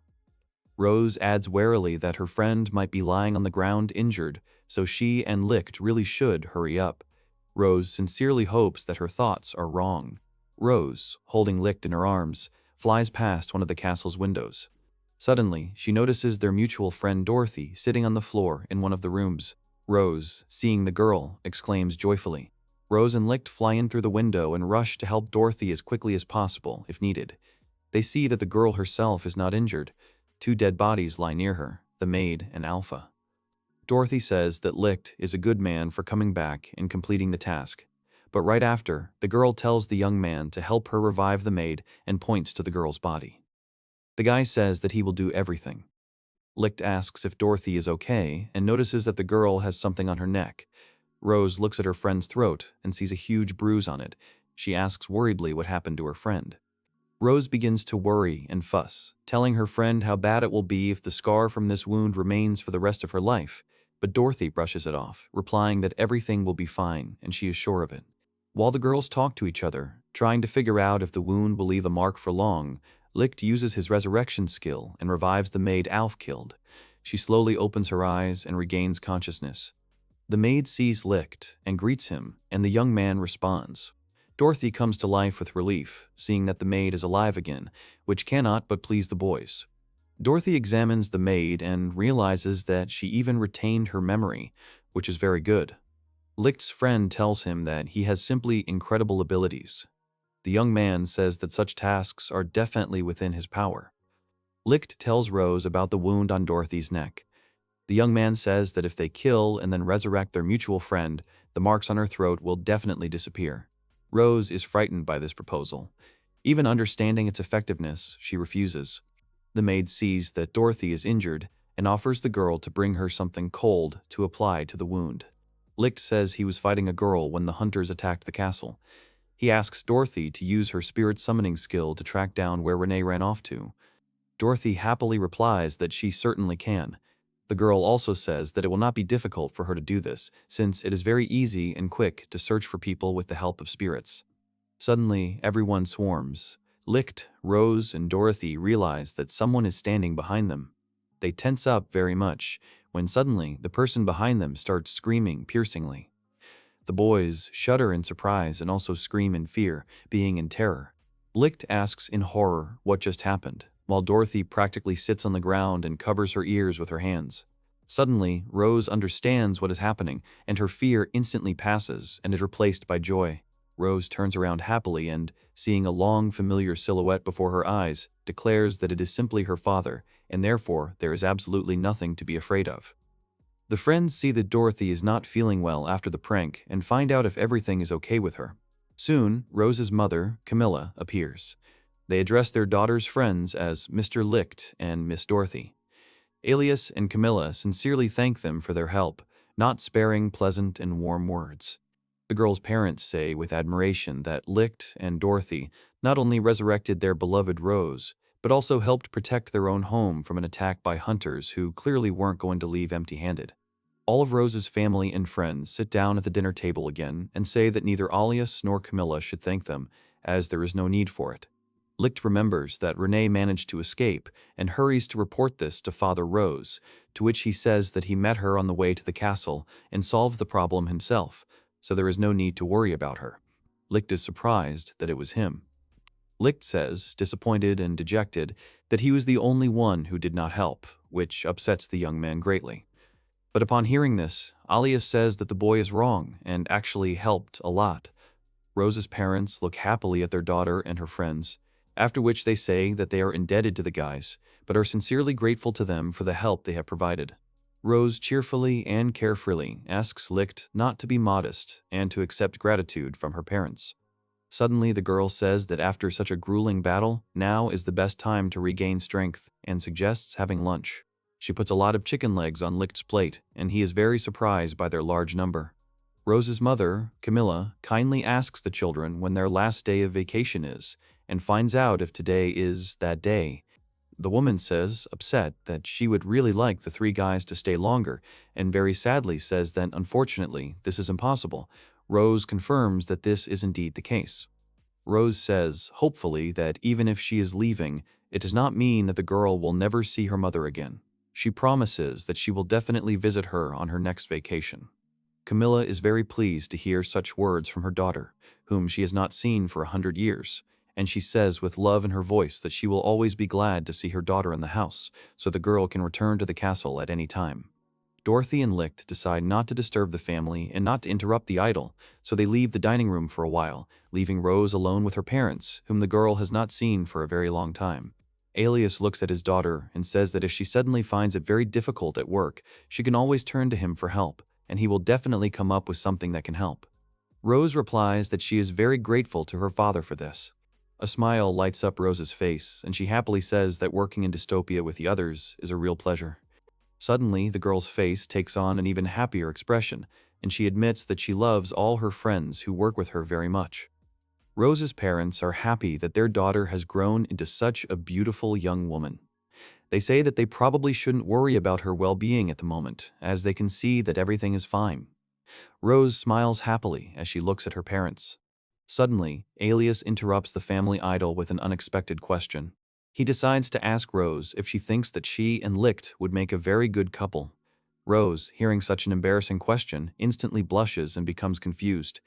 The girl is even more embarrassed by the fact that Lichte is sitting next to her, but she turns her head and sees that her friend is not there, which greatly surprises Rose. Camilla joins her husband's idea and says that Lichte is a very good, kind, sympathetic, and noble young man, so she is not against it if her daughter suddenly marries him. Rose blushes even more and asks her mother not to embarrass her. Right after this, Alias tells his daughter that he told Lichte a lot of good things about her, so that, in his opinion, it helped improve the relationship between Rose and Lichte. The girl asks her father not to do anything unnecessary anymore, as she is worried. Rose is confused. She honestly doesn't know how she's supposed to talk to her friend like nothing happened after such awkward situations. Alias replies that, judging by his observations of Lichte, Rose is far from indifferent to the young man, which cannot help but hurt the girl's feelings. She sighs hopefully. The girl is genuinely surprised, but at the same time very happy about what her father just said. The hope in her heart grows with every second. She asks if it is true. Rose jumps into her father's arms, and he catches the girl. Alias said that he had never deceived his beloved daughter before, and therefore his words can be trusted. Rose agrees with her dad and thanks him from the bottom of her heart. Alias looks at his daughter and understands that it is time to say goodbye again for an indefinite period, which does not please the man at all. Rose also understands this and becomes very upset. She collects her thoughts and, trying not to cry, says that Lichte and Dorothy are waiting for her to go to the service, but also adds that she will definitely come back again to visit her parents. Alias and Camilla are also trying to hold back their tears, but Camilla is not doing a very good job. They ask Rose to take care of herself. The girl promises that she will definitely be fine. Rose says it's time for her to go. She smiles widely and finally says goodbye to her parents. The girl turns and runs after Lichte and Dorothy to go back to work. Sometime later, Lichte, Dorothy, and Rose return to dystopia. Lichte looks rather tired after another not very comfortable flight. The young man goes to his room and finally enters it. In the room, he is met by an inspired Ferris. She congratulates the young man on his return. She happily and contentedly says that she cleaned Lichte's room while he was away. He doesn't immediately understand what to say in response to such words, and simply says a short thank you. The boy remembers the mess of books he left behind when he left dystopia, and thinks he should have cleaned it up himself. Ferris asks Lichte how his vacation went, distracting him from thinking about the mess he left behind. Lichte confidently replies that he really enjoyed visiting Rose. He says that he met the girl's parents and also tried a lot of new and different delicious food. Ferris replies that she is happy for Lichte because he had a good time. She finds it important to say that in the absence of Lichte, Rose, and Dorothy, nothing dangerous happened in dystopia and no problems arose. Lichte listens to such news dejectedly, remembering what happened in the castle. He does not understand who exactly was on vacation. Ferris suddenly remembers that she has another piece of news for Lichte. The girl says with enthusiasm in her voice that the demon lord recently came looking for him to talk to him about something. Ferris immediately suggests that Lichte go to Arya together to apologize for everything at once. Lichte does not understand what he needs to apologize for, and he asks why Ferris thinks that if Arya called him, it was only because he did something bad. Ferris looks at the boy carefully, who continues to say something to her. Lichte decides that he needs to hurry to the Demon Lord so that she does not really go berserk. Ferris replies that she has already offered the boy to go to Arya together to apologize right away. Lichte decides not to start a pointless argument and simply accepts the offer. As Ferris and Lichte go to meet the Demon Lord, the girl remarks that Arya wasn't evil when she was looking for Lichte, so he probably has nothing to worry about. He thanks Ferris for the information. Suddenly, Lichte realizes that he feels like something is definitely wrong with the girl. He asks why she is so kind and suspiciously nice on this day. The young man asks if something good happened to the girl. Ferris freezes for a second, but then immediately says that nothing special happened to her, and Lichte just thinks that something is wrong with her. Suddenly, a familiar voice is heard from behind them. It turns out to be the Demon Lord. She is happy that she finally managed to find Lichte. She clearly does not look angry, which cannot but please the young man. Arya says enthusiastically that she hasn't seen the guy in a long time. She asks Lichte if he had a good time on vacation. Lichte says that his vacation was indeed good and fun, but there is one but. He complains that he hardly feels rested. The Demon Lord is surprised to hear such words. Arya says that she will definitely listen to his incredible stories about his recent vacation later, but now she has an important matter to discuss with the guy. She says that something will soon happen to Iris and Tisi. Two girls enter the room, who are elves. Both of them are blonde, but one is clearly older than the other, who is carried on the back of the adult. The older girl apologizes to the Demon Lord for being late for the meeting. Suddenly, Arya says that it should be postponed for later, as the matter is urgent. Ferris stands near the girls and carefully watches them and what is happening around. The Demon Lord says that Dorothy and Rose should rest a little longer. Lichte, with a hint of indignation in his voice, asks why he has to work right after the road. Arya says that it just happened that way, and she is powerless in the situation. Suddenly, the Demon Lord looks at Lichte and realizes that something is wrong with the boy. She concludes that something has definitely changed in him during the trip, and certainly not for the better. Arya tells a puzzled Lichte that it's not just his appearance that has changed, but something inside that has definitely changed. The Demon Lord concludes to himself that the aura around Lichte has become more visible. Arya realizes that something bad must have happened during the vacation that greatly affected the boy's well-being. The Demon Lord decides not to waste much time on questioning, and to do it later, when he has more than enough. Arya says that while Lichte, Rose, and Dorothy were on vacation, a lot of work has piled up in dystopia. The Demon Lord emphasizes that Rose has especially had a lot of work to do. She offers Lichte and the others to help their friend with her work. The Demon Lord raises his hand with enthusiasm and a lively voice and says that now is the time to get to work as soon as possible. Neither Lichte nor Ferris nor the elf girls will share Arya's joy. Lichte gets to work and, opening another book, suddenly plunges into his memories. The young man realizes that several months have passed since the day Lichte resurrected the Demon Lord's army. A lot has happened in his life since then. The young man understands that if we compare his life in the human world before his exile with his current life, then Lichte can say with complete confidence that he is happy in his, one might say, new life. Lichte also remembers the people who betrayed him when he was still living in the human world. The young man understands that the wound from betrayal is slowly but surely healing. Lichte concludes that even his perception of his own life has changed. He realizes that even his skill, Resurrection of the Dead, which the boy thought was useless, turned out to be very important. Lichte admits to himself that dystopia is beautiful. The young man adds that dystopia would be a perfect place if you forget about the number of tasks assigned to him. While the young man is lost in his thoughts, someone comes up to him from behind and addresses the boy by name. It turns out that Ferris approaches the young man. She asks if it is time for the boy to go on the mission that the Demon Lord has entrusted to him. Lichte sullenly rises from the table and pushes the chair he was sitting on back with a heavy sigh. Ferris asks her friend what happened to him and if everything is okay. She doesn't understand why the guy looks so depressed. Suddenly, Arya herself comes up to the guy and also asks him what is bothering him, hoping that he will really tell her. But Lichte says she thinks he is, and he is actually fine. He asks what he needs to do to complete the task. He hopes to get it over with as soon as possible. The Demon Lord decides not to bother Lichte with questions, and therefore gets straight to the point. It turns out that someone in Lada is hunting for Burn's head. Arya boldly tells the young man about it. The demon lord says that he will not look for synonyms for the words and will say it directly. Burn asked her for help and protection. Lichte and Ferris listen attentively to the task and remain silent. Lichte decides to ask first why Burn didn't delegate the task of protecting her to her own henchmen. He finds it illogical. The demon lord replies that it is a reasonable decision since Burn does not trust her henchmen. It turns out that Burn believes that a large assassin guild is hunting her.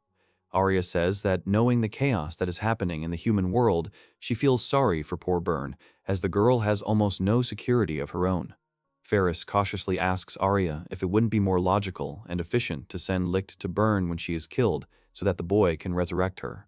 The demon lord confidently replies that she does not. She adds that if a kingdom in chaos loses its queen, it will surely be doomed. If Lichte resurrects Burn, the people will immediately understand who their queen really is. In fact, Burn is a kitsune, a human, and a fox at the same time. Lichte understands that such a serious mission is not only to protect Burn herself, but also the girl's status. The Overlord still says that if Burn is killed, Lichte will have to resurrect her. It turns out that Arya can only entrust such a task to one member of the team, Lichte. The young man confidently answers that he will take on the task. Arya happily says that she never doubted him and is very happy with such a decision from the guy. Lichte looks at Ferris with peace when suddenly Arya says that she forgot to notify the guy about another important news regarding the task. Lichte will be in Burn Castle under the guise of the girl's friend. The demon lord asks the boy not to draw any unnecessary attention to himself, to which Lichte replies that he will be very careful and cautious, so she has no need to worry. Arya replies that she has obtained something important for such an occasion. Suddenly, she turns around, and the clothes on her body turn into a black uniform consisting of a skirt, jacket, and beret with a crest. Lichte can't take his eyes off the girl because she looks really unusual. Arya asks if the outfit suits her, while Lichte is genuinely surprised that the demon lord would go on a mission with him. Suddenly, Lichte notices blood on Arya's uniform and wonders where she got it. Ferris and Lichte look at Arya and notice that she seems suspiciously excited, to which the demon lord orders them to be quiet. At Burn Castle, a maid comes into her room with a tray of food while the girl is busy with her own affairs. Burn thanks the maid, whose name turns out to be Anna, and asks her to put her tray on the table. The maid sees that something is wrong with her mistress, and so the girl asks when Burn will finally cheer up. The girl also notices that her mistress is under guard, so she has nothing to fear. Burn is not sure about this. Suddenly, Burn warns Anna that the girl's friends will soon arrive at the castle. She warns the maid that although these people are a little strange, they should not be feared. Anna is very surprised. The maid says that since her mistress's guests will soon arrive, they must be greeted with dignity and given a warm welcome. To this, Burn says that her friends have a far from simple character, so it is not worth approaching them once again. Anna says that she understood everything. Burn understands to himself that the guests will have a difficult character, since there is definitely a demon lord among them. Burn understands that Anna will probably do something that the demon lord will not like, for which Arya will destroy her, and this cannot be allowed. Suddenly, a man behind the screen that is the entrance to her chambers addresses Burn. He says that some people have arrived at the castle. He adds that the two new arrivals identified themselves as Burn's friends and wanted to meet her. He asks what to do with them. Immediately after, the man adds that the guests are a boy and a girl. Burn doesn't know what she should do until the man behind the screen calls out the names of the guests, Mr. Lichte and Mrs. Arya. Burn practically jumps up on his chair and hurries to greet the guests. The girl orders that the new arrivals be immediately admitted to the castle, to her chambers. Burn also calls them his friends and asks to give them a worthy reception. The man behind the screen says that everything will be done and quickly leaves. Burn tells Anna that her mistress's friends have finally arrived. She asks not to forget that it is not worth bothering these people and dismisses the maid. Burn praises his maid Anna, calling her a good girl. She asks the girl not to let her down, and if they succeed, the girl will thank Anna later. The maid said she would try. Anna slammed the door and Burn was left alone. Arya and Lichte came in. Burn saw the demon lord and thanked her for the honor. Arya says that they just ran into a rude maid. The girl says that when she met them, she kept looking at the floor. Burn asks them to ignore her. Arya asks how Burn is doing with the assassins. They don't have time to hang around here for long. Lichte notes that the main slacker said that. Arya pinches Lichte and asks him to be quiet. Arya asks how Byrne knew that the assassin was hiding somewhere, since it is a failure for an assassin if the victim knows about his existence. Byrne confidently said that she learned about it from fortune-telling. Arya asks if the girl would really think that she would believe it. She says that if Byrne invited them for fun, then they should say goodbye. Byrne asks to believe in it because she saw it with her own eyes. The girl speaks about her future, in which she will be killed. Lichte thinks that as a kitsune, Byrne can sense the danger that threatens her. The young man turns to Arya and says that he thinks Byrne is telling the truth. It's unlikely that the girl was so emotional for the sake of a joke, so it might be better to believe them. Arya sighs and says that since Lichte thinks so, they will do their best. Byrne thanks the Demon Lord and Lichte-sama. Arya asks the girl if she knows when they are supposed to kill Byrne. The girl replies that she thinks it will happen in the next 3 days, but she doesn't know who the killer will be or how many there will be. Arya asks if it is possible to know the exact time. Byrne gives a negative answer. Arya puts on a serious face and says that Byrne doesn't care about her being killed, but rather that someone will see her. Byrne replies that, of course. Arya says that Byrne should just lock herself in this room and not let anyone in. Byrne says that the country is in chaos, so she can't completely isolate herself from the outside world. Arya says that the girl could give orders without leaving here. If she doesn't meet anyone in person, there won't be any problems. Also, there's probably at least one of her subjects that Byrne trusts. Ben replies that there is only one person among the subjects. She thinks that she should not meet Anna in person, so this thought makes her sad. Byrne thinks that if Anna relays her orders, they will be able to communicate with her. Arya says that the issue is resolved. Plus, no one will ever know Byrne's true identity. Arya also says that if she dies, Lichte will be there to resurrect her immediately. She asks the boy if he has any objections to this plan. The boy asks Arya to wait. Arya laughs and says that Lichte shouldn't be near Byrne even in the bathroom, but they will definitely spend a lot of time together. Byrne says she doesn't mind. Arya smiles and says she doesn't seem to care. Byrne says that's right. Lichte bows and says they will do everything they can. Arya flops down on the bed and says that she's going to take a nap for now and that she needs to be woken up when the enemies arrive. Lichte says that everything is fine, and Byrne asks if that's wise. Lichte says he will do everything in his power. And so began the top-secret mission to protect the queen of the country of Lata. After a while, Byrne tells how things are now. She says that for the next 3 days, Anna should not enter her room. She also orders that the others be informed about this. Anna, standing behind the door, says that it will be done. Then the girl asks if everything is all right with her mistress. Byrne says that Anna does not have to worry. If something happens, then Anna should report everything to her through the door. She also says that she only allows Anna to approach the room. The girl says that she will try. Byrne says that he is counting on the girl. After a while, she returns to Arya and Lichte and apologizes for the wait. Arya asks if Byrne trusts this chatty girl too much. She can see how Anna will get them into a lot of trouble. Byrne says that although Anna may seem frivolous, she knows how to keep her mouth shut. Byrne says that she can only trust her. Arya says that in that case, everything is fine. Lichte says Byrne has done a good job as queen. She thought Byrne wouldn't agree to 3 days of isolation. He asks if Byrne really only trusts Anna. Arya says there's no guarantee the others won't blab, and it'll be easier for them if no one tries to find out about them. Byrne says everyone's busy right now with the adventurers' unrest. She says that people are stupid creatures after all. Arya says that it's all exactly like that, and Lichte sighs slightly. Lichte says that the preparations are complete, then asks what they will do next. Byrne says that they should keep themselves busy. She says they could play cards, but that would probably get boring quickly.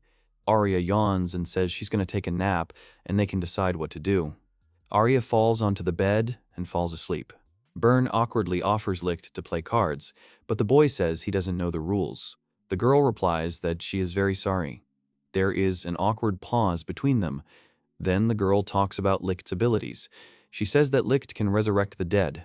The boy thanks her. Byrne asks if she suddenly dies. Are there any time limits for resurrection? Lichte replies that there are no limits. At least it is possible for 100 years. Byrne is surprised and asks about any special conditions that are required. Lichte replies that nothing extra needs to be done because he has trained many times on mice. Byrne then asks, what about resurrection from a distance? Lichte says he thinks it's impossible. You have to be right next to the dead person. Burn asks how far away his ability starts working. The young man says that he has never checked this, so he does not know for sure. The next moment, Burn began to bombard Lichte with questions, while Arya, meanwhile, was dozing peacefully on the bed. After a while, Burn apologizes and says that it is already late. Lichte says that it is okay, because he also had fun talking to the girl. Burn thinks. Lichte asks what's wrong. Burn says that she usually takes a bath at this time. She asks what they will do. Lichte asks the girl to wait and says that he will wake up Arya. Lichte approaches the girl and tries to wake her up. Suddenly, the girl tries to bite Lichte's hand, but the boy deftly dodges. Arya then asks what the boy wants from her. Burn says to the demon lord that she was planning to take a bath, so could the girl join her. Arya says she doesn't mind. Burn is very happy about this. Then she shows her ears and tail and thanks Mr. Lichte. The young man says that the girl has a tail. Burn says that she is safe now, so she does not have to hide it. Arya asks if Lichte will go with them. The boy refuses. Burn asks if Lichte is sure they will all be safe together. The boy says he is sure everything will be fine. Arya grabs Burn by the tail and tells her to take her to the bathroom. The girl gets embarrassed and says that they need to go that way. Burn clicks a book on the shelf and suddenly a door opens to a secret room. Burn says that this room was made especially for her so that she could take care of her tail. She also says that she told the people that they needed the bathroom here so that they wouldn't waste time moving around the palace uselessly. Lichte thinks that she could sit in it safely. Arya walks into the bathroom and says that a wonderful job has been done here. The demon lord takes off her clothes and plans to go to the bath.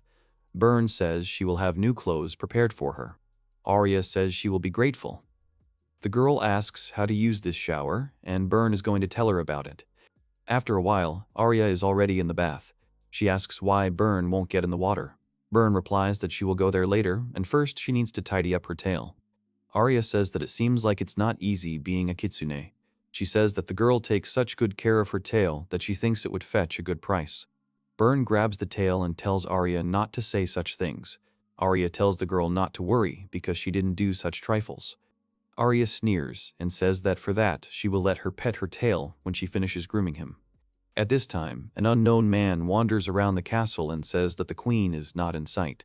Suddenly, he sees an unusual guy in the room and says that when he was checking out the situation, he was not there. He says he doesn't look like he's one of the servants. The man thinks it's best to keep a low profile for now, even though he knows he could kill him with a poison blade. He won't hear or feel anything. He won't even have time to figure out who killed him.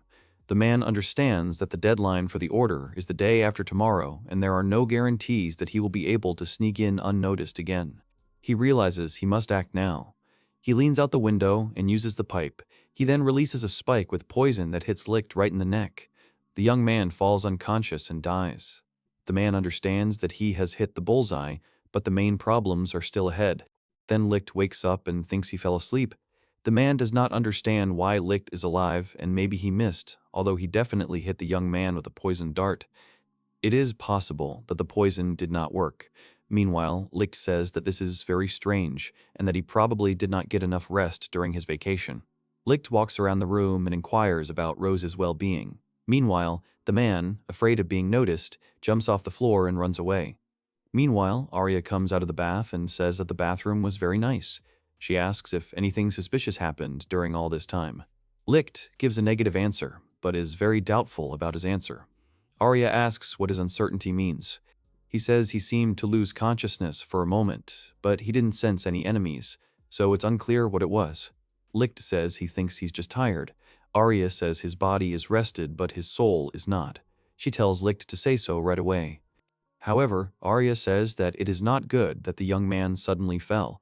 She says that the young man suddenly caught some disease, although she notes that it is not like any disease she knows. She asks if the boy dies, will the disease go away or not? The boy says that most likely it will. Arya becomes mad and says that she will cure him perfectly. Burn apologizes for the wait and asks what Arya and Lichte are doing. Arya says she wanted to fix Lichte, and he doesn't refuse. Lichte says that he could agree to that. Burn says she doesn't know what's going on between them, but she doesn't think it's anything serious. Arya sits on the bed and suddenly shudders. She says the window is open. Lichte gets scared and says it is indeed open. Arya's space control is a very powerful ability, but it has some limitations. It allows you to take control of space, warp it, cause all objects to slow down, and gives you a huge advantage in combat. However, if the window is open like this and someone decides to attack them, the space control does not work. The young man says that it seems that this old window is serious. If it is not closed carefully, it will not close completely.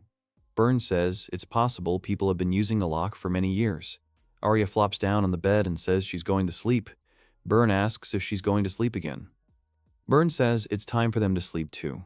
This bed is spacious, the three of them can sleep. Lichte says they'll sleep on that sofa.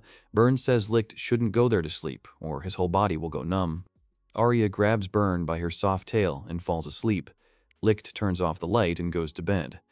The next morning, Lichte opens his eyes to see Burn in front of him, wishing him good morning. The girl turns to Mr. Lichte and asks him why he left her alone yesterday. Lichte replies that he had not planned anything like that, but he himself thinks that something seems to have happened. Burn asks if Lichte needs to make coffee. The young man agrees and says that he will go and wake up Arya for now. Lichte walks over to the bed where Arya is snoring sweetly. He pulls the blanket off her and tells her good morning. Arya curls up and starts tossing and turning in bed. She opens her eyes and starts rubbing them. Everyone wishes her good morning. The girl jumps out of bed. The girl gets dressed and asks if Lichte is okay. She says that yesterday he suddenly fell. The young man replies that everything is okay now.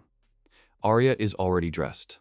Lichte says that yesterday it was enough to just sleep a little, and what happened yesterday was a simple coincidence. The girl comes to the window and then calls him to the window. Arya asks him if he thinks there is a suspicious guy here. Lichte asks which person Arya is talking about, since he can't see him. Arya talks about the man standing in the shadows. Lichte apologizes and says that his eyesight is not as good as the demon lord's. Arya says that it is hard being a human. Arya opens the window. The man suddenly flinches. Arya realizes that the man reacted to the open window. Arya asks the boy to take care of Burn. Arya says he is going to run away and they don't have much time. Lichte says he understands. Arya jumps out of the window and says that she never doubted it. Lichte thinks Arya should take action. The girl chases after the man and sees that he seems to be alone. She wonders where the man is heading. The man deftly jumps from one height to another, trying to escape. Arya, meanwhile, says that it will be an easy victory. They see a man running into the church.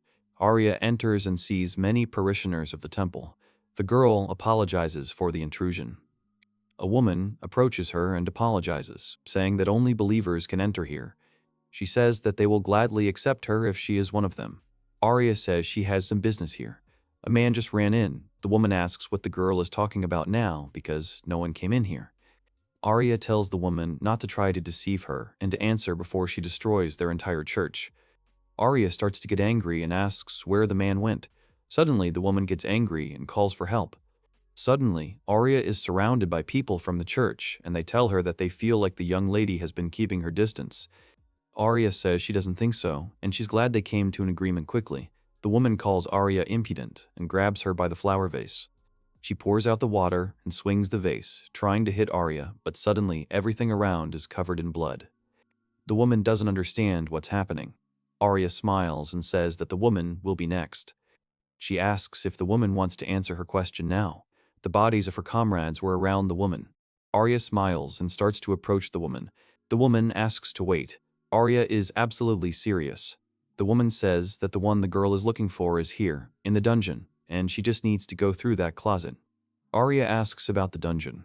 The woman panics and says that it is true. In fact, it is not a church, but the entrance to the Twilight Guild. Arya asks how many people are down there. The woman says there are 100 people at most in the dungeon. Arya says she understands everything and then asks the woman to disappear. Arya opens the door and sees a staircase, and at the end, a room from which light was visible. One man asked if another man was saying that the queen had hired a monster to guard her. The other man was a recent murderer. He said that was exactly it. He says he was 100 meters away, but the monster sensed him, and then it jumped out of the window and chased him. The other man says that sounds very unconvincing. The man says that the man is just trying to make excuses for not fulfilling the order. The man with glasses says that if we assume that he is telling the truth, then what should they do? Surely the queen will not publicly announce her new security detail. They think the press would pay well for such a sensation. However, before they spread the news, they need proof. they say that Rise can do it because they're going to go there again anyway. He asks them not to talk, like it's a piece of cake. The man says that this monster probably remembered her face and will now be on guard. Also, the queen's room has been cast with protective magic that neutralizes the effects of poisons. He refuses to work like that. The man asks if Rise is chickening out. He asks who will do the job for her then. The other man stands up and says he can, but only for double the price. The man with glasses tuts and thanks Rise for causing the problem with his cowardice. The man laughs and says that maybe his career will take off. The man with glasses says that if he gets caught, he shouldn't say a word about them. He tells the man not to worry, because he will kill the queen. Suddenly, the man soars into the sky, and behind him a woman's voice is heard, saying that this is not the same man. Suddenly, Arya appears behind him. Rise recognizes her as the monster. Arya says that this is the same man who ran away as soon as he saw her. She says that this man bragged that he would kill the queen, so she was wrong. Rise asks how she found them. Arya says she was just following his trail. Rise asks about the guards, but Arya says they told her all about their Twilight Guild. She says that it is time to punish the queen's enemies, but they apparently already realized it themselves. The man attacks Arya, but the girl uses her ability to control space. Suddenly, everyone around them froze. The girl says that for humans they can move pretty well, but it still won't help. Rise screams for no one to miss the girl, but in an instant, everything around is covered in blood. Rise is left alone with Arya. The girl says that only Rise is left. His friends turned out to be completely useless. Rise couldn't believe that all this was happening for real. Arya says that Rise didn't even have time to scream. She says she will ask them one last time why they are hunting Burn, the queen. Rise says they never reveal their employers. Arya says that it appears that one of the nobles was unhappy with the queen's actions and hired them. Arya says that it appears she is right. She grabs the man by the neck and says that both people and magical creatures are the same. After a while, Burn bowed and thanked her saviors. She said that she had already sent a garrison to clean everything up. She was also surprised that Arya had destroyed the entire Twilight Guild, which had cost a lot of money to fight. Burn asks how she can thank Arya, but the girl says she doesn't need anything. Arya turns around and tells Lichte that they are leaving. Burn asks them to wait. The girl thinks that Arya has done her too much of a favor. Now, even if she tells her to hang a bomb on her neck and rush into the attack, she will not be able to refuse. She needs to at least repay the debt a little. She says that there is very interesting information for them in this country. She thinks that Mr. Lichte will be very interested in it. Lichte is surprised by this. Burn says that long ago there lived a woman here, whom everyone called the Righteous One. When she died, she was buried by order of God himself, but no one knows where exactly she is buried. The most important thing is that she managed to find a book that indicated the burial place of the Righteous Woman. Arya is surprised by this. Burn says that becoming a queen gave her access to places where ordinary people are not allowed. This book was under strict guard, so she thinks it makes sense to study it. Lichte says that if the location is known, it will be possible to resurrect her.